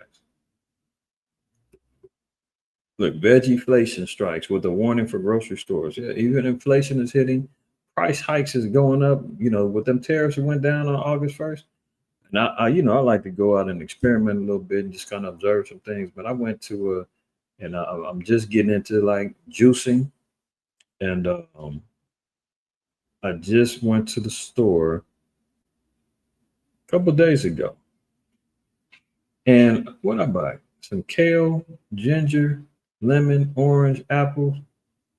I forgot whatever else. Anyway, for about 5 different sets of vegetables, $30. I looked at everything, $1.99 a pound, such and such a pound. I'm like, what? Oh yeah, this is a bad time for me to be switching to juicing. But it's bad out there. Everything, vegetable prices, food prices, everything is going up. I know I ain't the only one. Y'all gonna throw your testimonies in the chat. Let's share our pain. You dig what I'm saying? Oh, so I'm vegan, I'm vegetarian, I don't eat no meat. Y'all can spend $30 for a steak. You gonna pay the same thing, because everything's going up, man. That was just a testimony. I looked at that article, I said, oh, I can feel that. I've been there, I've seen it. It's bad, right? Look at the millions of Americans are ignoring their student loan bills. See, Trump already said he's going to be running through garnishing wages, So what happens for the people who getting them checks? They coming out to your wages. They're gonna get them. They getting that federal loan money back one way or the other. Then you say, well, shit, I ain't got no job. Okay, well, before you know it, they're gonna mess around and make that a criminal offense that you done robbed the government. That's gonna give them means to go out there and arrest. That's all they need. Just another reason to get you. See, Americans with a collective 1.6 trillion in student loans are required to make payments again after 5 years of pandemic leniency measures, but only a third of those receiving bills are actually paying them. Some borrowers are choosing not to pay their student loans as a matter of priorities, forced to decide between paying for necessities like housing or a car versus student loans. Yeah, that's the people are making choices. They're saying, hey, am I going to eat or am I going to pay this loan back? Guess what? I'm choosing to eat. They can try to get back that money anywhere they want to, but right now I got to survive. And that's where we at. And here's another distraction that they're trying to throw out there, man. Just know that anytime that the so-called white man throws out these damn crazy ass distractions, he's working some real evils behind closed doors. Humans have 116 days until alien spaceship reaches Earth, as it could save or destroy us. Here he goes. Yeah, they talking about sometime in October. They're expecting a alien object to enter the Earth's atmosphere or come to Earth, by then.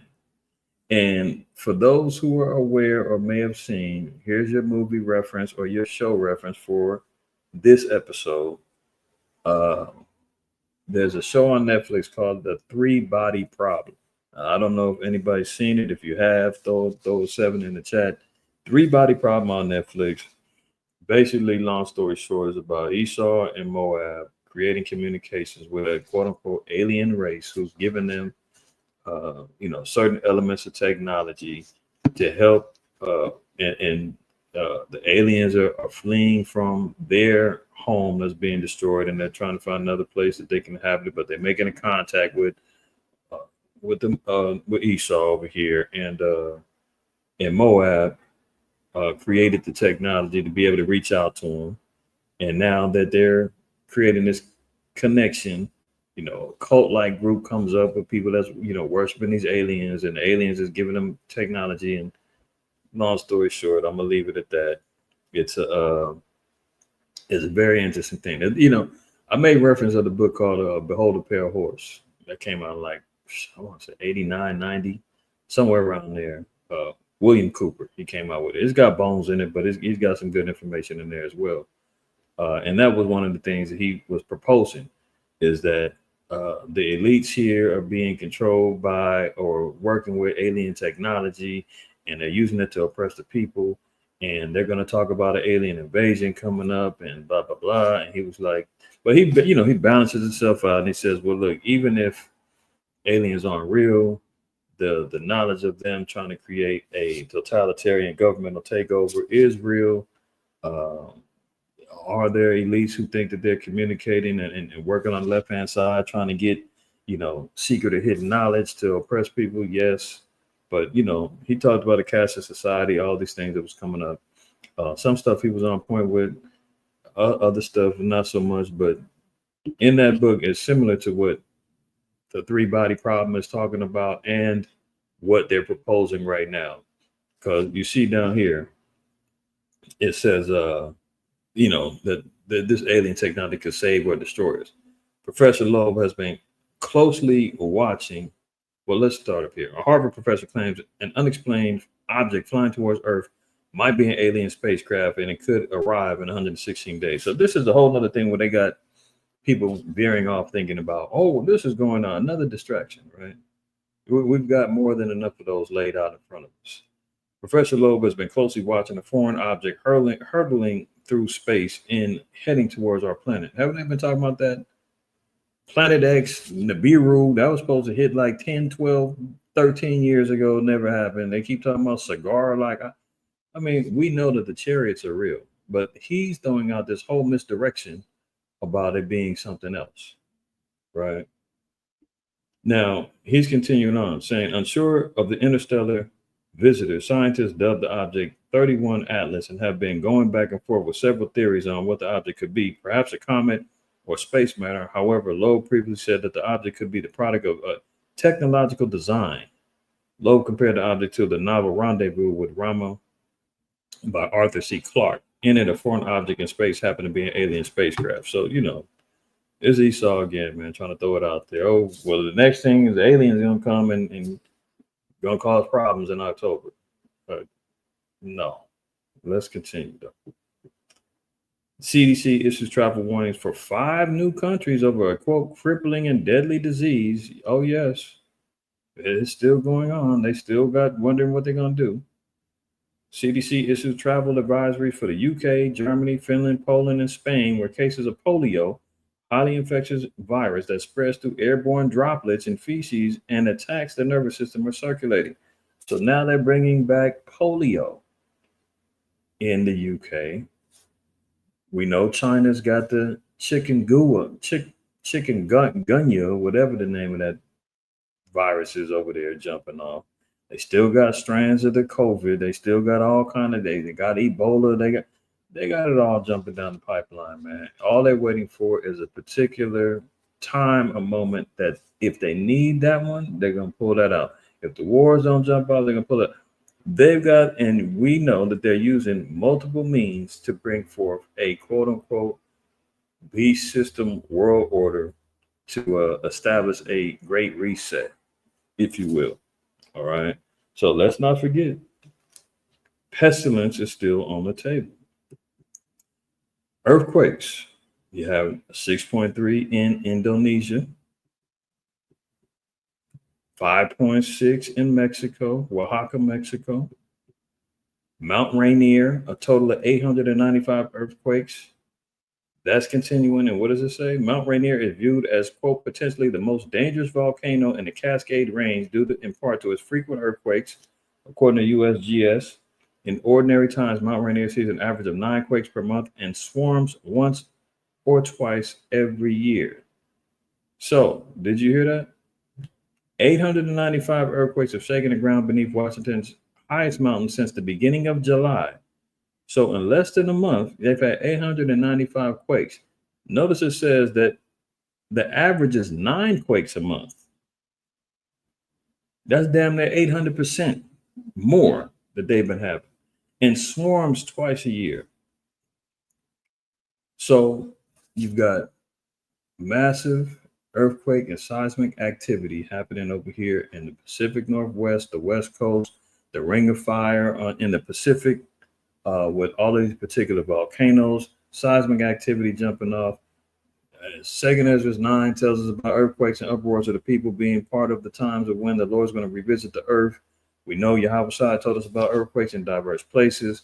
Revelation tells us about a great earthquake that's going to shake, rattle, and roll this place, whether it be via bomb or seismic activity. Lord only knows. The mountains being erupted with volcano activity. It's all going down. All going down, right? Look, 5.6 earthquake this morning was over in Australia. This is all within the week. 7 days. Right? So strap up and buckle up, y'all. Ride is going to continue to get rough. ChatGPT gave suicide instructions, drug and alcohol guidance to a fake 13-year-old user. The AI is still out of control, trying to figure out how they can destroy its users so that, the tech can take over.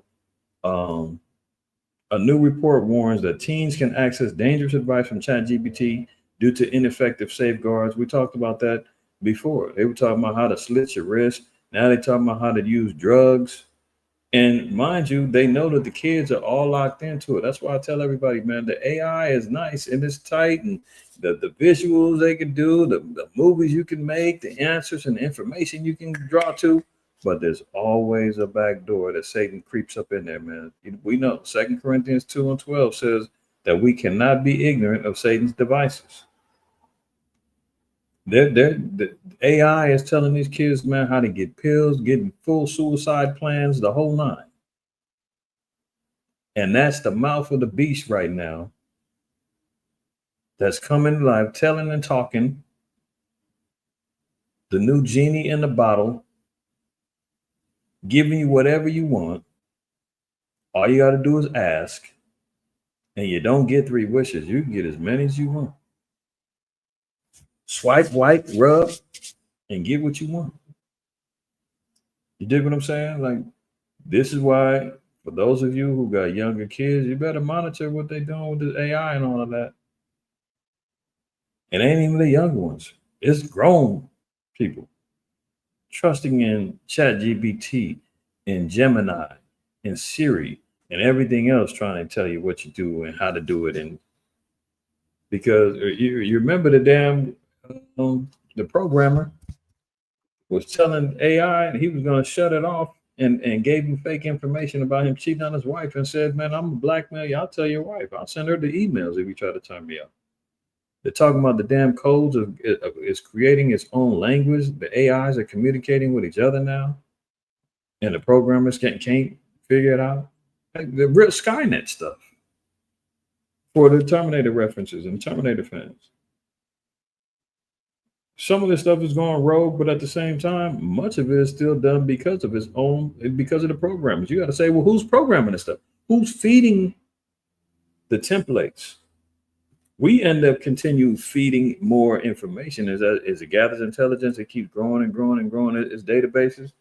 But the person that created it and opened up all these particular avenues to collect data, from facial recognition, profiling, to historic information, you name it, they're the ones that programmed it all and opened up the doors. And now we just walk into these doors and give them everything we want.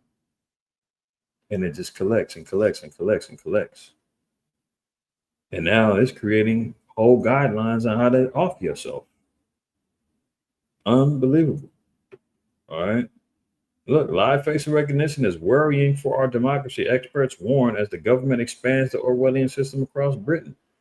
So, yeah, in the UK, they got cameras, facial recognition, vans that's going across, being used by the police in various parts of the UK: Greater Manchester, West Yorkshire, Bedfordshire, Surrey, Sussex, Thames Valley, and Hampshire. We know China's using facial recognition. America's using facial recognition. It's becoming the new eyes and ears of the beast system, man. And now they're saying, hey, the UK is fully embracing it. They're talking about Orwellian, totalitarian rulership. This is all part of the system. It's all part of the beast system, man. All nations are going to adopt it because they're all drinking from the wine of the wrath of America. So let's not play games. We see what's on the table, y'all. All right. Speaking of the UK, London Vietnamese restaurant is shut down after dog meat is found in the freezer.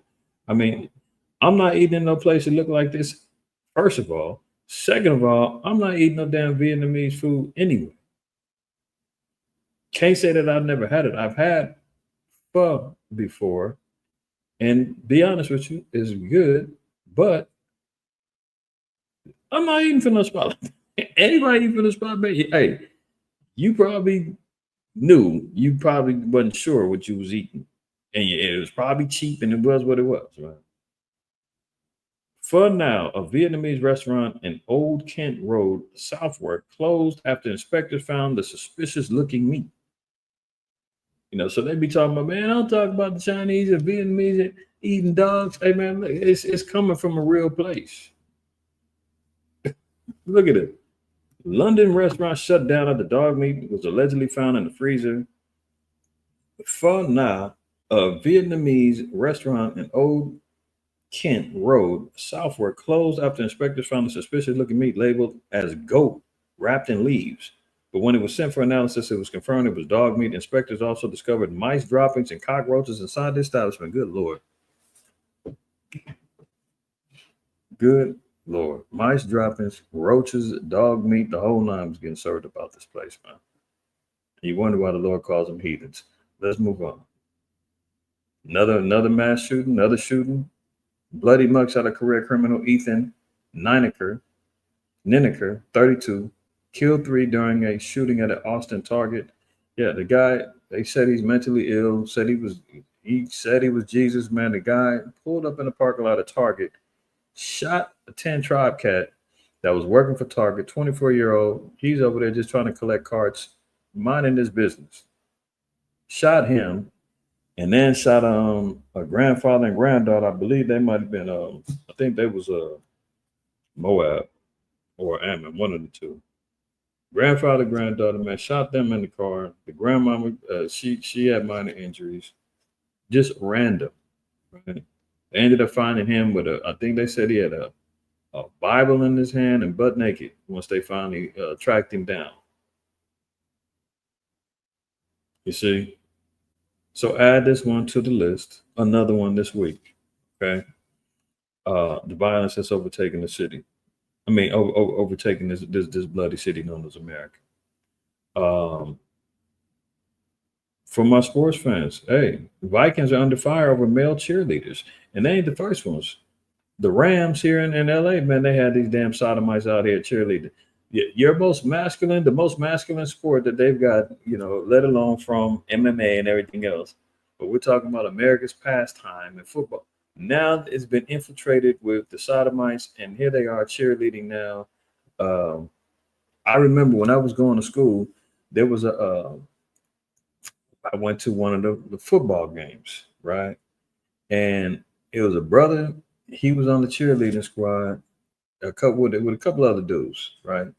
And I'm immediately tripping. And I went to a smaller college. I went to Cal State Northridge.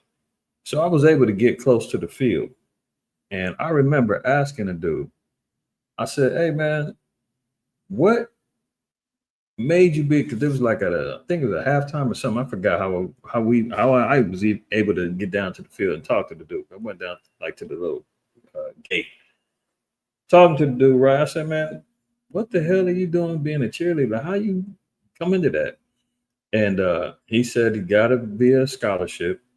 And then he also said that it was a good way to get at the girls. Blew my mind. I was like, what? I said, man, I thought you dudes was gay, man. He was like, what? He was like, hell no.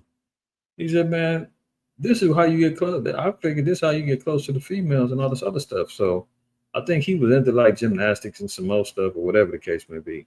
But that was the first thing that popped in my mind was, man, this dude got to be gay, man. What you doing?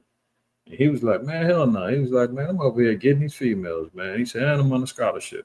So he was like, man, hey, these dudes can play football, do whatever they want to do, man. I'm over here getting these females and on his, this little cheerleading squad. And I said, I shut up after that. I said, damn, okay, you got it. I did not know. But this ain't it. This ain't that. You understand what I'm saying? What we seen of it, this is not that. And the dudes that was on the Ram squad, they was definitely sodomites.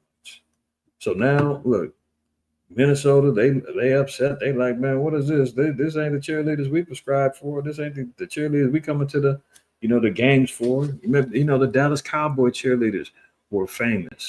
The Laker girls and all that. It was a feminine thing, for them to get out their little dance and a lot of other stuff, right? But now it's being infiltrated by the sodomites, man. Throw another stake in the claim of this being spiritual Sodom and spiritual Egypt. Football now is not even what it used to be. Remember a couple of years ago, they were already campaigning for the alphabet community, the LGBTQ plus HIV community through NFL ads, right? So this thing is over with. All right. Now that I've got your attention, let's chop this thing up and see what's going on. I need y'all to help me out. Throw a 7 in the chat if you're familiar with REX-84, the King Alfred plan. I know everybody's heard of quote unquote martial law, but in particular, REX-84 or the King Alfred plan. Throw 7 in the chat if you're familiar with it. I'll wait. I'll give you 60 seconds because time is of the essence. 60 seconds. 7 in the chat if you've heard of any of the above. Because I don't want to waste too much time explaining or breaking it down if all of y'all are familiar. If you're not, no problem. We'll discuss some of these things. But if you are familiar, throw a 7 in the chat. REX-84, King Alfred plan. Not so much martial law because they're all kind of tied in together. I know everybody's heard martial law. They made movies out there, these particular concepts. But REX-84, King Alfred plan, some may not even heard these particular terms. They don't know what that is. I heard got one response. The Bayan. Okay, so good. I ain't gonna waste my time. Everybody might be getting some education today. All praise. Let's continue. All right. This is what is all surrounding around. First of all, we've heard this before. Remember with the migrant crisis, the immigration thing, everything was jumping up. Trump's statements was they're going after the murderers, the criminals, the rapists, so forth and so on. That's who they're getting at. Slowly but surely, that's changed now to nonviolent people. We're seeing kids getting snatched out of schools and out of people's arms. At graduations, we're seeing people getting arrested. Women are getting accosted from their jobs. They're saying that only less than half of the people that are being detained now have any criminal record at all. So that was a lie that he was only going to target. He was only going after the criminals. We got to get rid of the gangbangers. We got to get rid of the drug pushers and the rapists and the murderers. That was but now all of a sudden there's an open door for any and anybody to get caught up. Trump is targeting nonviolent and legal immigrants. Legal immigrants. Americans are starting to take notice. Since his first presidential run, President Trump, immigration rhetoric has laser focused on building walls and banishing bad hombres. Love it or loathe it, the logic was clear. Control the border and swiftly deport those, quote, bringing crime into the country. How has that changed now? Well, we know. The Lord already told us, man, never do what? Trust thy enemy. I know some of y'all said it with me. It's Rock 12 and what? 10. Never trust thine enemy, for like as iron rusteth, so is his wickedness. So these are all things that we've seen him establish. Lies and wickedness, manipulation for votes, false hopes and dreams, prescribing unrighteous decrees, going against their own quote unquote constitution and rights of the people, right? Isaiah 10, verse 1 and 2, it says, woe unto them that decree unrighteous decrees and that write grievousness which they have prescribed. This is all grievous. There was just a 10 tribe cat, man, running from ICE, man, messed around and killed himself. So fearful, he ran out onto a damn freeway, man, running from a damn Home Depot. Got hit by a car. Another cat, man, fell off of I think what was it, a roof or a mountain or a hill or something like that, man. He fell, died running away from these ICE raids. Verse 2. It says that right grievousness was there prescribed to turn aside the needy from judgment and to take away the right from the poor of my people, that widows may be their prey and that they may rob the fatherless. This is everything that they're doing, taking away a man and his heritage. I mean, you talking about, and remember not too long ago, he was on record talking about the raids that were happening at the farms and everything else. And he was saying, oh, look, you know, we gotta look out for some of these people. They've been here a long time and they might not have what they need to, but you know, they're good workers and they're good people. So we gotta think about them too. What happened to that? That's all out the window now. Psalm 94, verse 20. Shall the throne of iniquity have fellowship with thee, which frameth mischief by a law? They've got no problem importing in the white Afrikaners from South Africa, and one of them already has killed somebody. Yeah, I know some of y'all may have heard about that. One of them already, I think, killed his wife or something like that. Oh, I don't want to misquote. Let me see.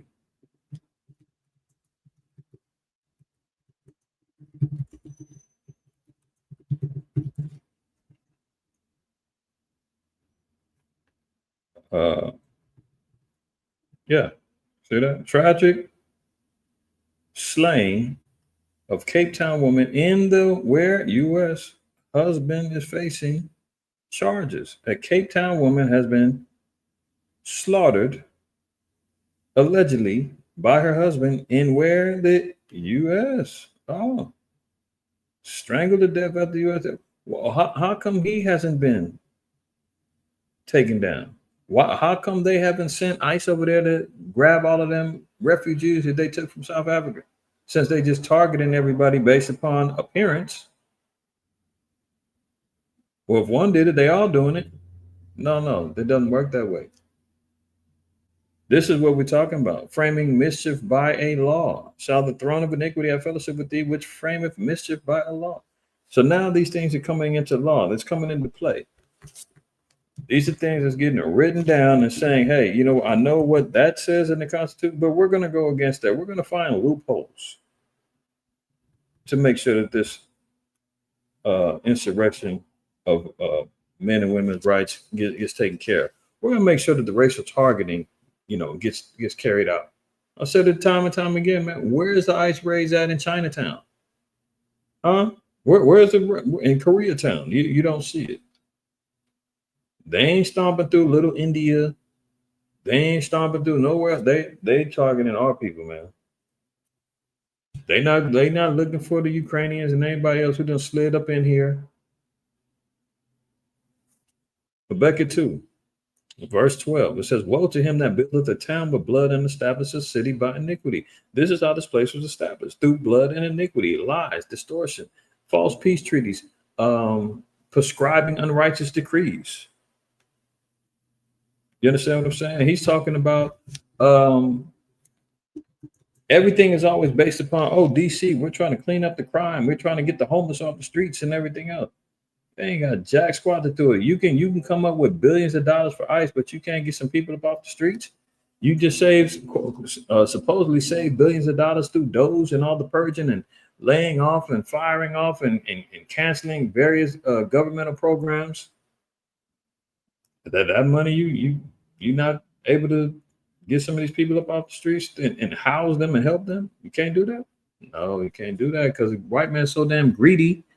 Goddamn vampire man that just constantly is looking for more blood to suck, more things to drain out as he's reducing Medicaid, he's reducing SNAP benefits, he's getting ready to cut off the time frames and people's benefits on Section 8. Oh, yeah.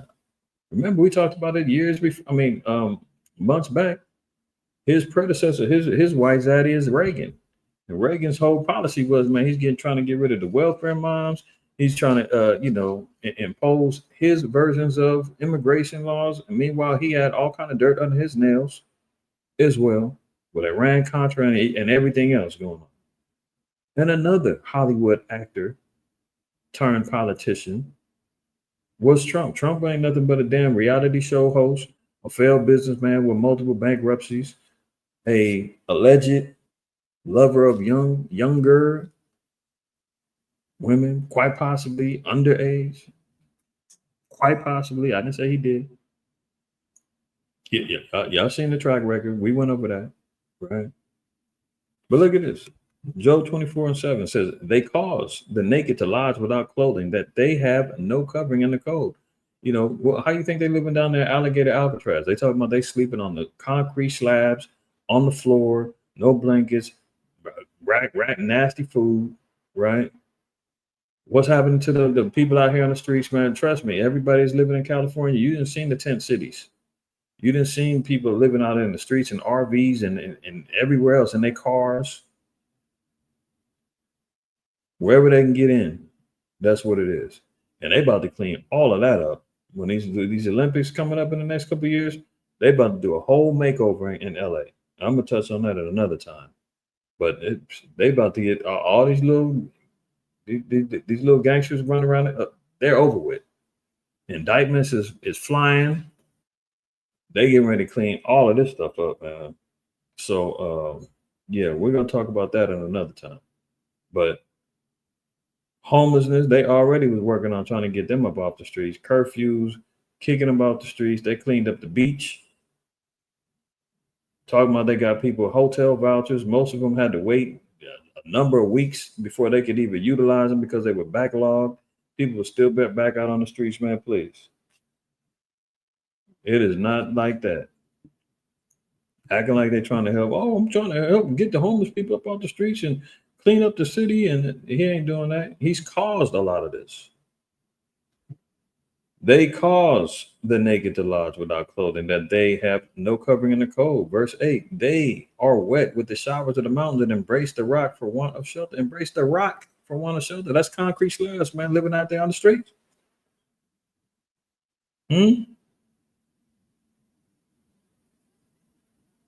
Wait till the winter kicks in. You talking about the wet, what, the snow, the rain, all that's gonna kick in, man. People looking for that, right? And that's what it is. Second Ezra's, because we've talked about this a number of times, but now it's even more relevant. You know, because as we see things starting off, we got to go back. We got to go back. You know, Second Ezra 15:5. Behold, saith the Lord, I will bring plagues upon the world, the sword, famine, death, and destruction. All that is in play right now. Okay. Now, dropping down, where it says, look, there shall be sedition among men and invading one another. They shall not regard their kings nor princes, and the course of their actions shall stand in their power. A man shall desire to go into a city and shall not be able.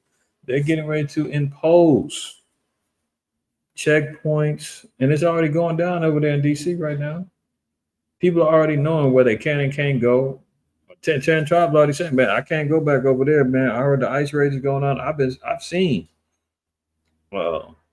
Homeland Security and ICE marked cars, the white little Ford trucks rolling around the cities. They know where they can and can't go no more. You know, you start seeing where people used to be at, ain't going there no more. They ain't hanging out looking for work no more. You know, they're being told this area is restricted now. You can't come over here. Look at this. Speaking of that, this is DC. Oh my God! What the? Oh, they really hopping out. Oh, it's real. They really coming to your trenches and jumping out and bagging you, bro. They ain't all. Now, this is in DC. Now, remember, Southern Kingdom didn't think this was going to happen to them. Oh, no, they want the Mexicans. They want them wetbacks. They want them Salvadorians. Man, we ain't tripping about that. Well, that ain't our problem. Oh, it is your problem, Negro. You're not excluded. You're not special. Not in the eyes of the so-called white man, you're oppressor, man. We're all in this together, man. What type of shit, boy? What the?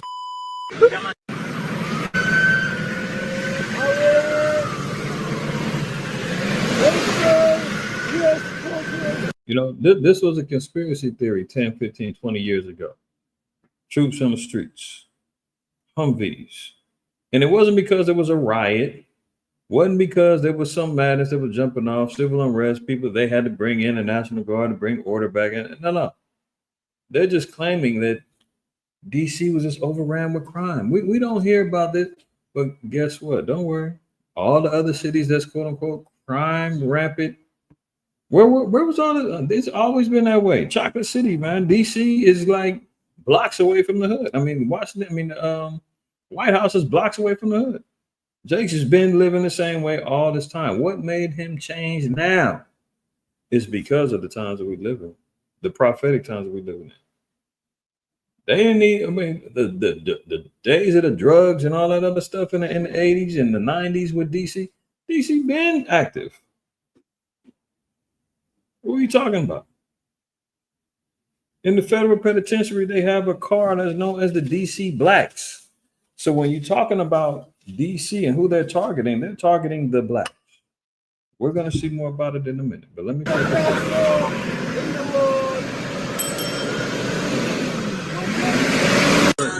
How y'all doing today? Y'all staying in that trouble? You got your ID on you, Chip? No, I live right here. Randomly running up to Jake's, sitting outside on their stoop and on the stairs. They just walking through neighborhoods. How you guys doing today? You got your ID, champ? Trying to be cool. And this is what they used to do. And I remember telling everybody in the late 80s and the early 90s in LA, they had the crash units, they had the battle rams, and they used to do the same things. You hanging outside, police was pulling up on you, jumping out, ain't asking no questions. Get on the floor, get on the ground, hands up. You're like, what you do? What? Shut up. Same things. Hoping to find something on you. Say something wrong, you might get knocked upside the head. say something wrong, tight cuffs is getting slapped on you, and you're gonna sit there and suffer for a little while they're searching everybody else. Yeah. Okay. Cool. There's a cigarette. Did y'all get a call or something about right here? No, so we're doing checks, keeping everybody safe down here, right? Have you ever keeping everybody safe? Yeah, did you get called? No. We're just strolling through here, making sure everybody's safe. But we'll listen to what they say. I'm gonna let it go. You heard of the federal search that Donald Trump's putting out? No. Right. You don't follow like Code 3, anything like that people are putting up? All right, so yeah, Trump's got all federal agencies kind of coming together 7 days and going out, trying to stop the violent crime, all kind of stuff. So we're out here contacting people, talking to them, right? Quality of life offenses, smoking, drinking in public, right? Can't happen outside, right? Most people know that. So we're contacting people, trying to advise them of the law so they learn, right? And then if there's other stuff going on where it turns into there's multiple agencies, there's shooting and things like that. So there's extra hands available, right? So we're just out here trying to inform people and educate people. It's not like we're trying to just go grab people and ruin someone's life over a joint or something like that, all right? I only asked because when you walked up, at the moment you walked up, you only had eggs. Yeah, well, it smelled like the odor of marijuana, burnt marijuana in the air, right? And you're the only guy that had something lit in your hand, and I didn't flash you, so I didn't realize it was just a cigarette. So that's on me. I appreciate you understanding and not getting chippy. All right, so just know, right? Learn, teach, tell your boys, like, yo, everybody's out, from FBI to police. Right? So tell your boys, everybody's out. We're out and we're coming after you. So we're giving you fair warning. Get your ass in the house. Don't be hanging out. Because he said, look, smoking, drinking, hanging out in public like with those things is against the law. You already know that. So the days of Jake's being able to just sit outside on their front porch or on their stairs in the quote unquote comfortability of your own home is now not going to be okay. If you have anything quote unquote illegal. But let's go.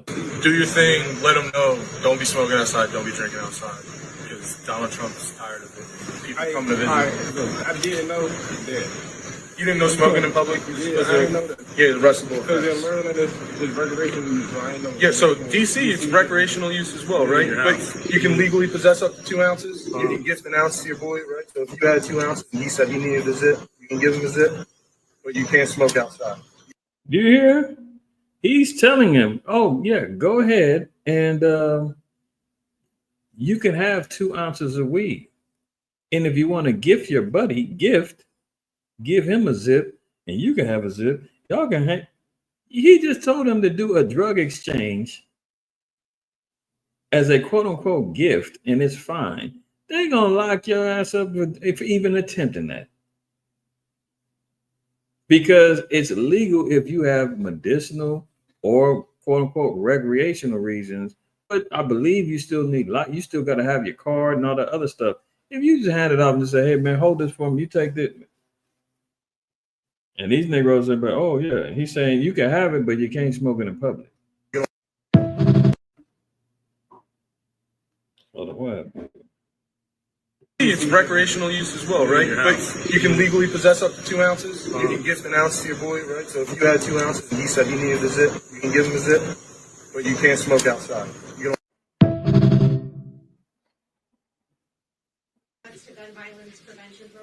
Oh, stop it. We are putting all kinds of resources onto the street.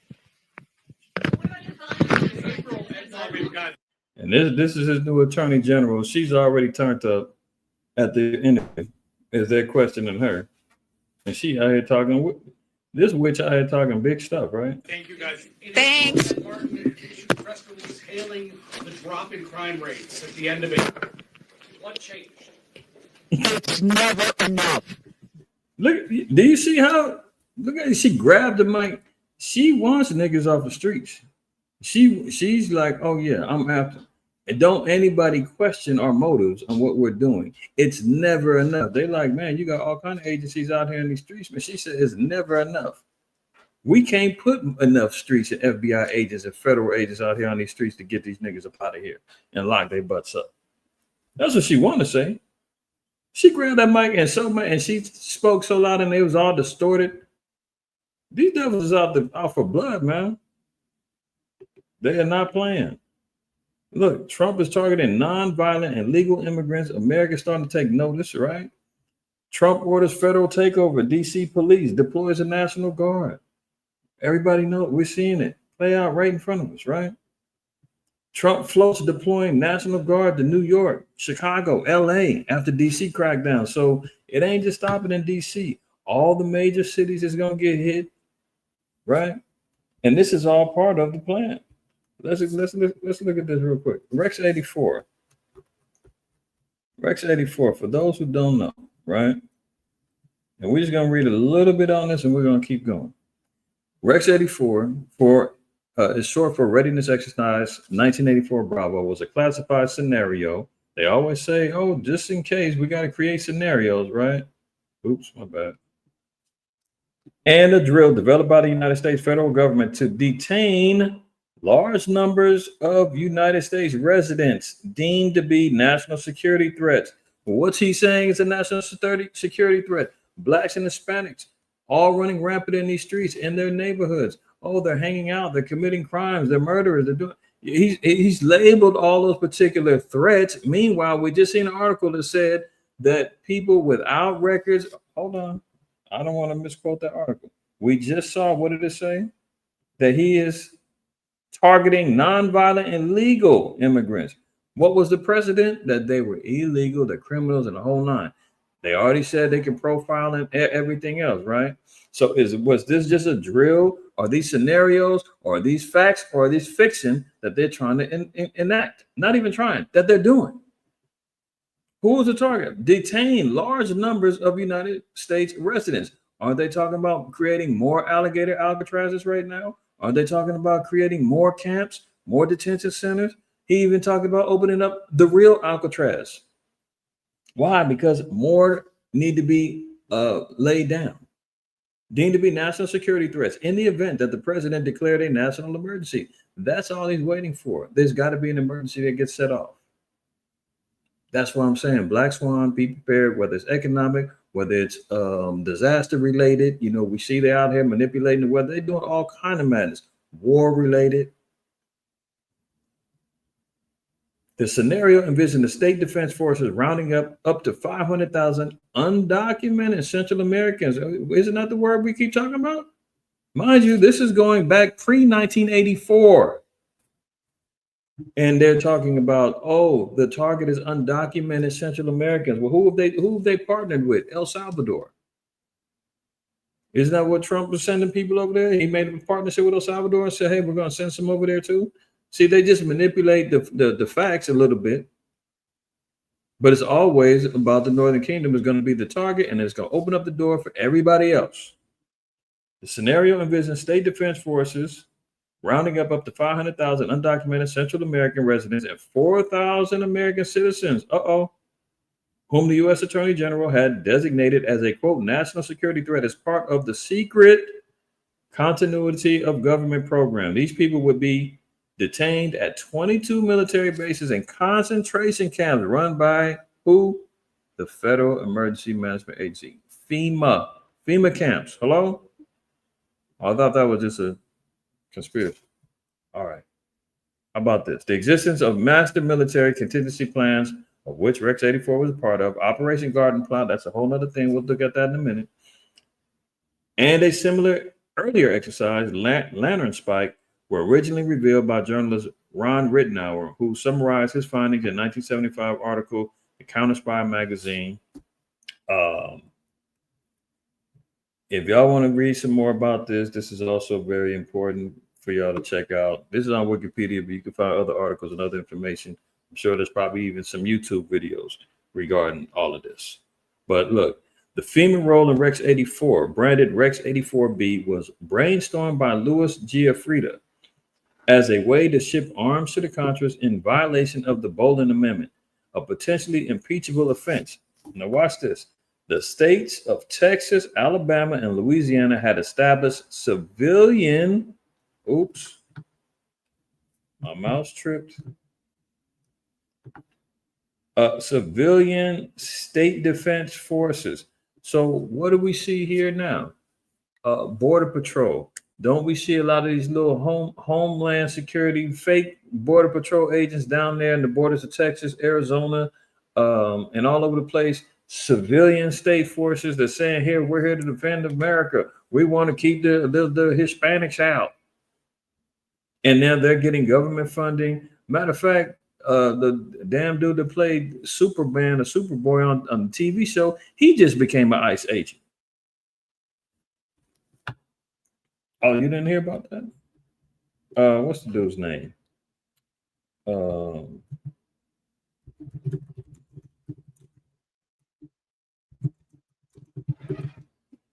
It's like civilian force. Here you go. Superman actor Dean Cain becomes an ICE agent.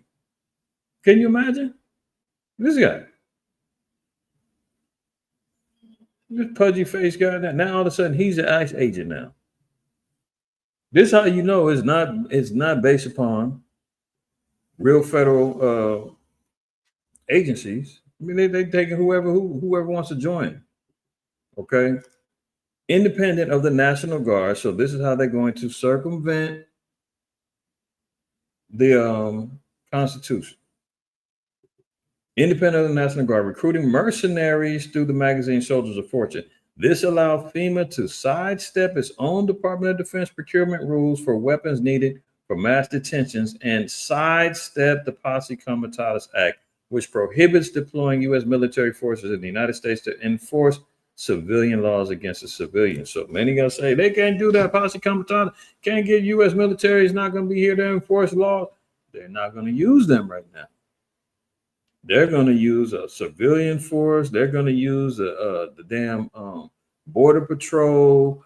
They're going to militarize the police. They're going to do all that other stuff. And then when all hell breaks loose, then they're going to say, Posse Comitatus got to be suspended. We need the military in here to bring order back into this place. You understand? That's how they work it. So we see what it's about, right? So REX-84, in short, is the plan to detain American citizens in addition to quote-unquote undocumented immigrants. It's just a plan that how they exercise it, the means in which they use to activate them, a whole nother thing. They did it for Iran-Contra. They trying to say that Central Americans was doing this, that, and the third. We need to lock them down, just like they did with the Japanese internment camps during World War II. You understand? So this is how things is playing out. Now look here. REX-84's B scenario of mass detention of U.S. citizens and residents under an unrealistic pretext. Now they say, now I don't know when this entry came into Wikipedia, whatever, but they said it's unrealistic. We see now that it's very realistic because this whole border crisis, they're talking about undocumented immigrants, sleeper cells coming from various countries that America's at odds with. We need to lock down. Oh, now it's realistic. You understand? Now it's realistic. And without congressional debate, is often cited by civil libertarians opposing the militarization of police, and has also given rise to FEMA camps conspiracy theories. Is it a conspiracy theory as we see it playing out right now? No. The existence of the ADEX list presages mass restrictions on movement without due process, such as a no-fly list. Hasn't Trump already laid out no-fly list? You can't come in from various countries. That's already out there. The exercise is fictional scenario of viewing Central American refugees as potential subversives who might organize themselves into terrorist cells was sent to the FBI as fact, leading to a crackdown by border authorities and by federal hostility to the American sanctuary movement. Isn't he out here already waging war against the cartels? He's already told Mexico and the small hat president over there, Scheinbaum, that she needs to go ahead on and submit and help them fight the cartels, or they're going to invade. All kind of threats is jumping off. Aren't they saying that the cartels now are being listed as terrorists? Oh, it's just not quote unquote Central America. They were using Central America at the time because of the Iran-Contra situation with Nicaragua. Now they flipped it and saying, well, it's Mexico, it's the cartels, the fentanyl, the cartel violence, the criminals that's coming over here, blah, blah, blah, right? The reasoning that they just flip it based upon scenario. But the people, the actors, they all remain the same. The terrorist cells, they're coming over here, the drug mules and blah. You understand? Like, this is what they're doing and how they're enacting all of these particular things, right? So, National Guard, New York, Chicago, LA, especially LA, I already know. They already let them loose over here for ICE as like a beta test. People could remember they just marched through MacArthur Park and didn't do nothing. It was just them showing and flexing, saying, this is coming, this is what we got, get ready. Remember that MacArthur Park a few weeks ago? And then they just took all the troops out. But they'll be back. Olympics coming down the line. Oh yeah, they'll be back. Look, from the LA Olympics to Oakland, California braces for Trump National Guard deployments.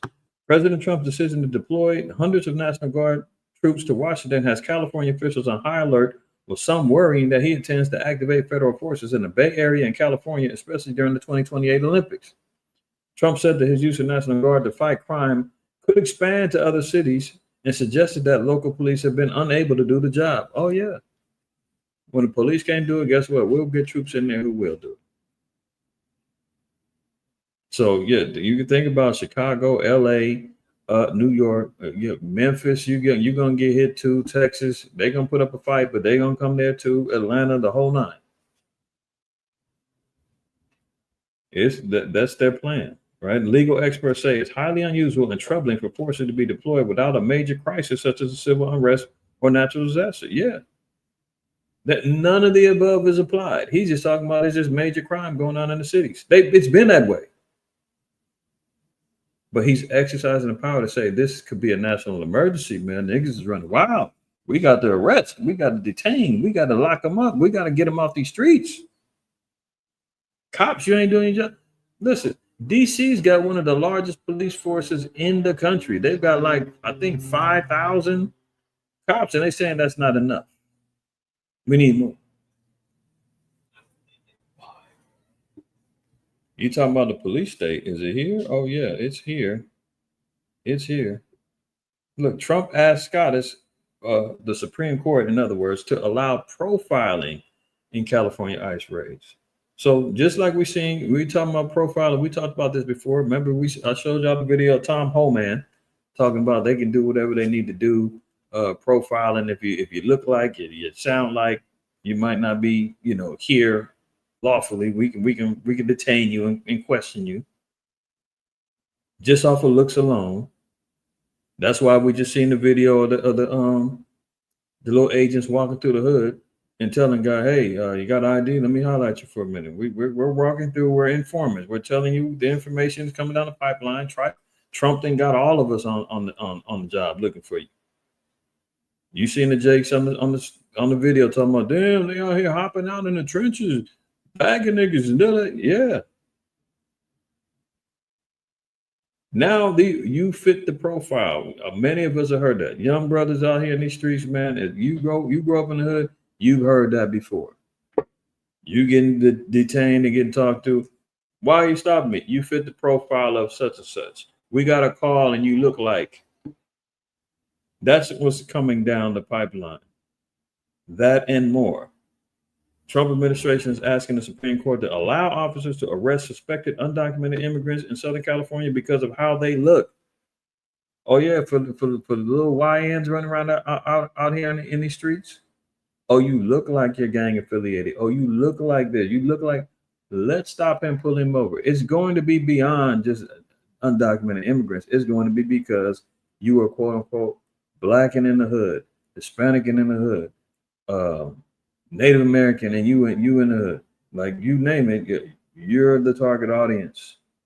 We're the target audience. You're going to be moving around here getting pulled over for no reason, as they've always been doing. But now they're getting it out there to where it's going to be legal for them to do. You know, you got the bad apple cops, man, just harassing and doing their thing all the time. Now they're being told, we need all of you to do this. You don't like the job? Guess what? Don't worry. You can retire because we've got troops ready to take your place. Moving on. Look, Pentagon plan would create a military reaction force for civil unrest. So why do they need to react? What are they going to do? What are they provoking? What are they poking at in order to create a reaction from the people? They're already over there trying to protest in DC. You know, they mad, but they just waiting for somebody to act a fool and do something that's going to create a reactionary thing from highly emotional and volatile Blacks and Hispanics, man. You know, you push our buttons, man. We don't know no other way but to act out. When we get the wilding out, oh, guess what? We already got the reaction force ready to go. That gave us a reason for us to even clamp down even more. The Trump administration is evaluating plans that would establish a, quote, domestic civil disturbance quick reaction force. Why are they even thinking on these terms unless they are planning on doing something to create civil unrest? They know some things are going to rub people the wrong way. They know some things are going to violate people's civil liberties. And remember, the new civil rights office is being ran by white men. They done got rid of all the blacks and women that was in there. Any of the minority, the civil rights department and the government is being ran by Esau now. So you ain't got a leg to stand on when you make a complaint. The domestic civil disturbance quick reaction force composed of hundreds of National Guard troops tasked with rapidly deploying into American cities with cities facing protests or other unrest, according to the internal Pentagon documents reviewed by the Washington Post. The plan calls for 600 troops to be on standby at all times so they can deploy in as little as 1 hour.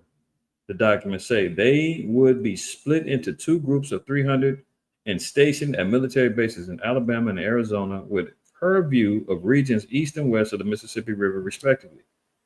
Cost projections outlined in the documents indicate that such a mission, if the proposal is adopted, could stretch into hundreds of millions of dollars should military aircraft and air crews also be required to be ready around the clock. Did you hear that? Military aircraft and air crews, as drones, as helicopters, right? Coming into a hood near you. I remember years ago, I did articles talking about how they were talking about black helicopters. If you see black helicopters in your neighborhood, no need to fret. This is just military and police operations for urban. They were doing drills to practice in urban terrains. And I'm saying urban, that's the hood. Oh, you're doing drills to prepare for urban terrain, huh? Oh, okay. Where's that at?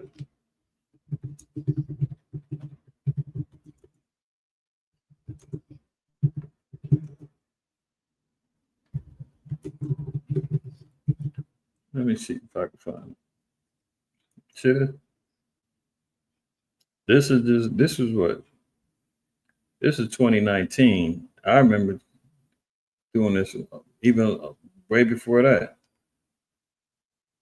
A heart-stopping moment for people in Los Angeles when loud explosions rocked the night air and military helicopters descended to land on one of the city's busiest streets. Jim Murray explains what was going on. Oh my God. Los Angeles under attack? It sure looked that way as Black Hawk helicopters flew in formation right over downtown buildings in the pitch dark. You can even hear an explosion. Choppers landed smack in the middle of Wilshire Boulevard. Soldiers could be seen running to climb on board in this video shot by a guy out his apartment window. This is Wilshire Boulevard, one of LA's busiest and most famous streets, where people were left in a panic wondering what the heck was going on around 9 o'clock Monday night. It sure sounded like an attack, but it turns out it was just a drill. Social media erupted. This did not look like a drill at all, went one tweet. And this, you got a generation of post 9/11 folks frantically refreshing to find out if there's a need for us to book it out of town. I was very terrified. We had to step away from the window because we thought we were going to get blown up. The U.S. Army did send out a media advisory about the drill, the purpose of which was to enhance soldier skills by operating in various urban environments and settings. Clearly, many terrified folks didn't get the message. And the tests are not yet over. Officials say more drills are scheduled for this weekend.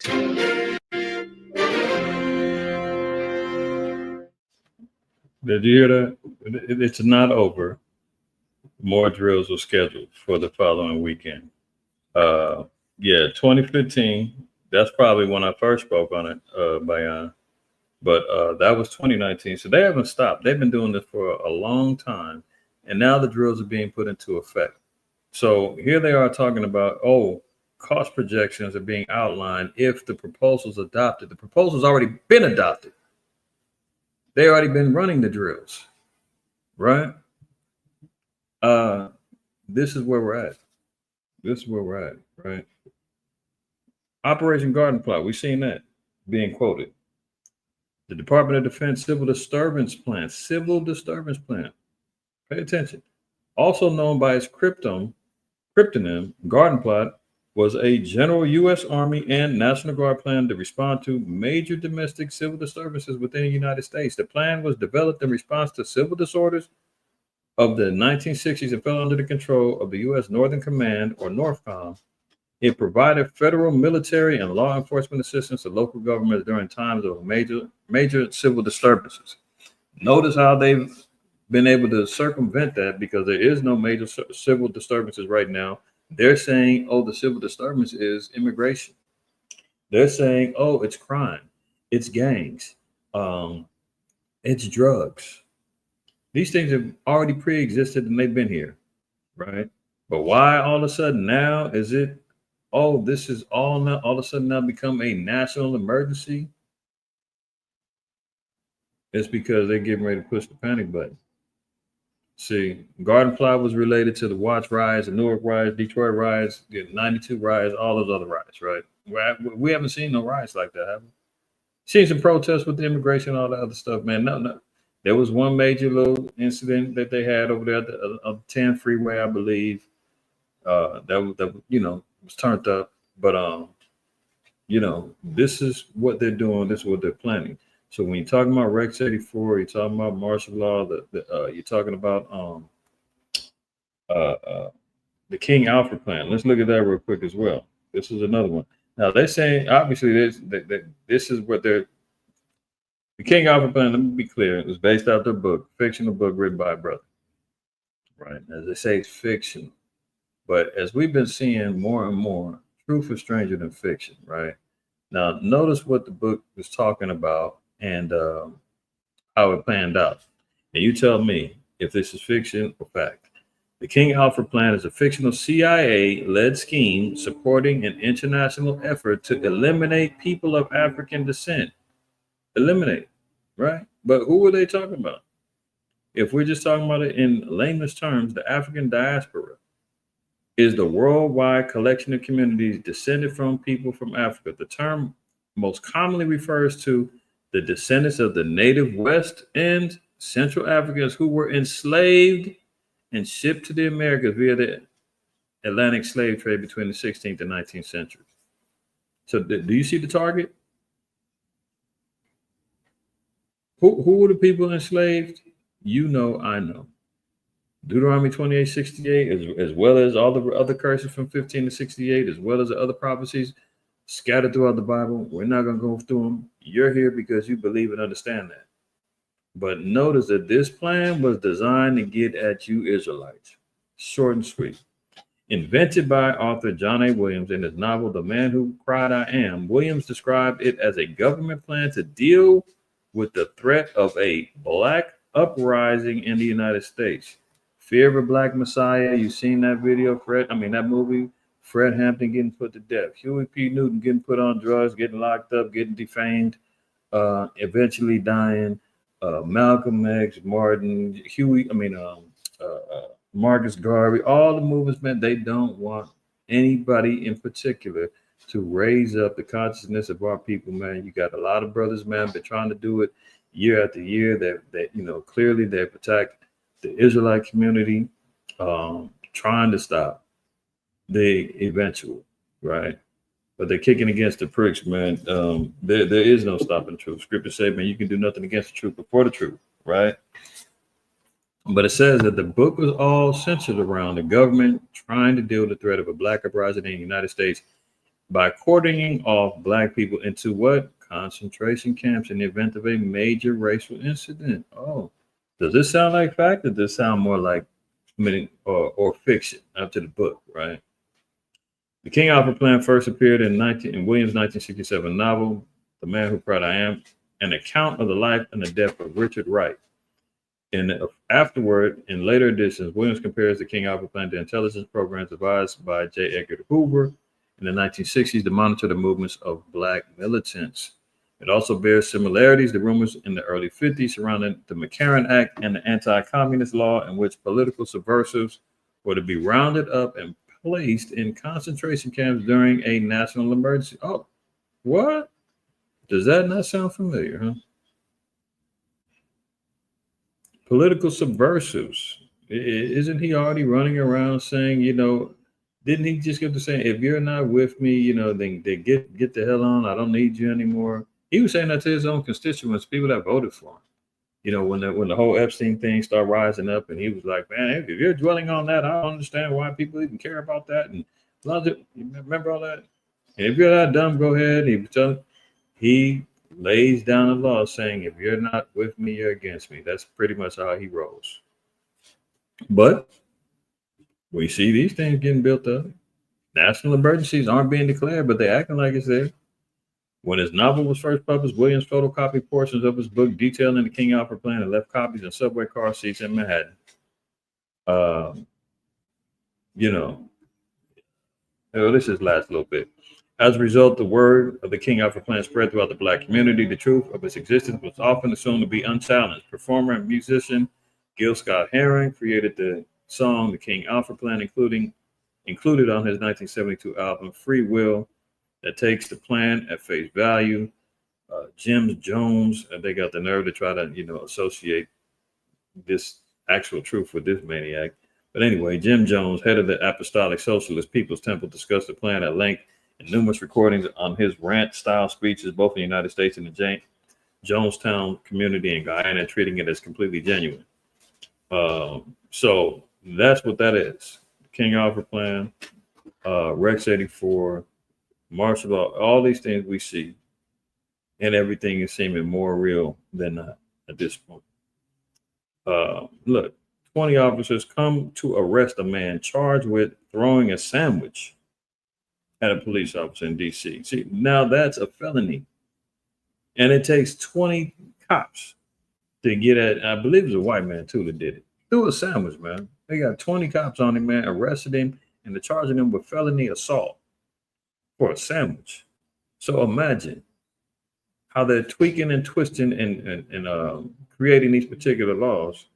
Now that you can't, spit a fingernail on the ground without them rushing you to the dirt and saying that it was a problem. Right? So you can see all of the prescribed medicines is on the table. We can see the plans of where they're headed and where and how things are evolving. So DC is just the beta test stomping grounds to try to get things moving. We already seen they talking about New York, LA, various other cities that's coming down the pipeline. Yeah, there you go. Subsequent, yeah, it was Edomite. That's right.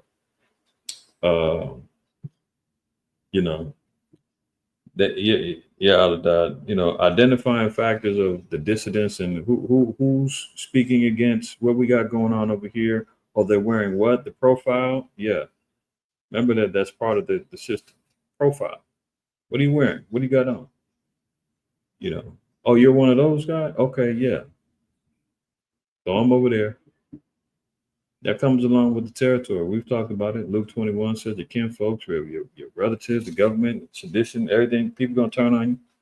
They'll turn you in thinking they're saving themselves. not knowing that they're going to get devoured by the beast too. Right? So with that being understood, anybody still straddling the fence? Anybody still wondering that there might be a great outcome that comes out of this, man? That, you know, it's not as bad as it sounds? Most High be with you if that's the case. But for me and my household, we're going to fear the Most High. All praise, honor, glory to the Most High while you're outside, man. I'm going to give a shout out to my brothers and sisters, man, who's been in the chat supporting. And you got to always remember, man, fear the Most High, keep the commandments. And lastly, don't shoot the messenger. All right. Come tune back in with us for our closing Shabbat class today at 4:15 Pacific Standard Time. If the Spirit moves you to do so, please join us. If you decide to tune in later, it's all good. Like, share, subscribe, all that other good stuff, man. Lord willing, everybody has a blessed Shabbat.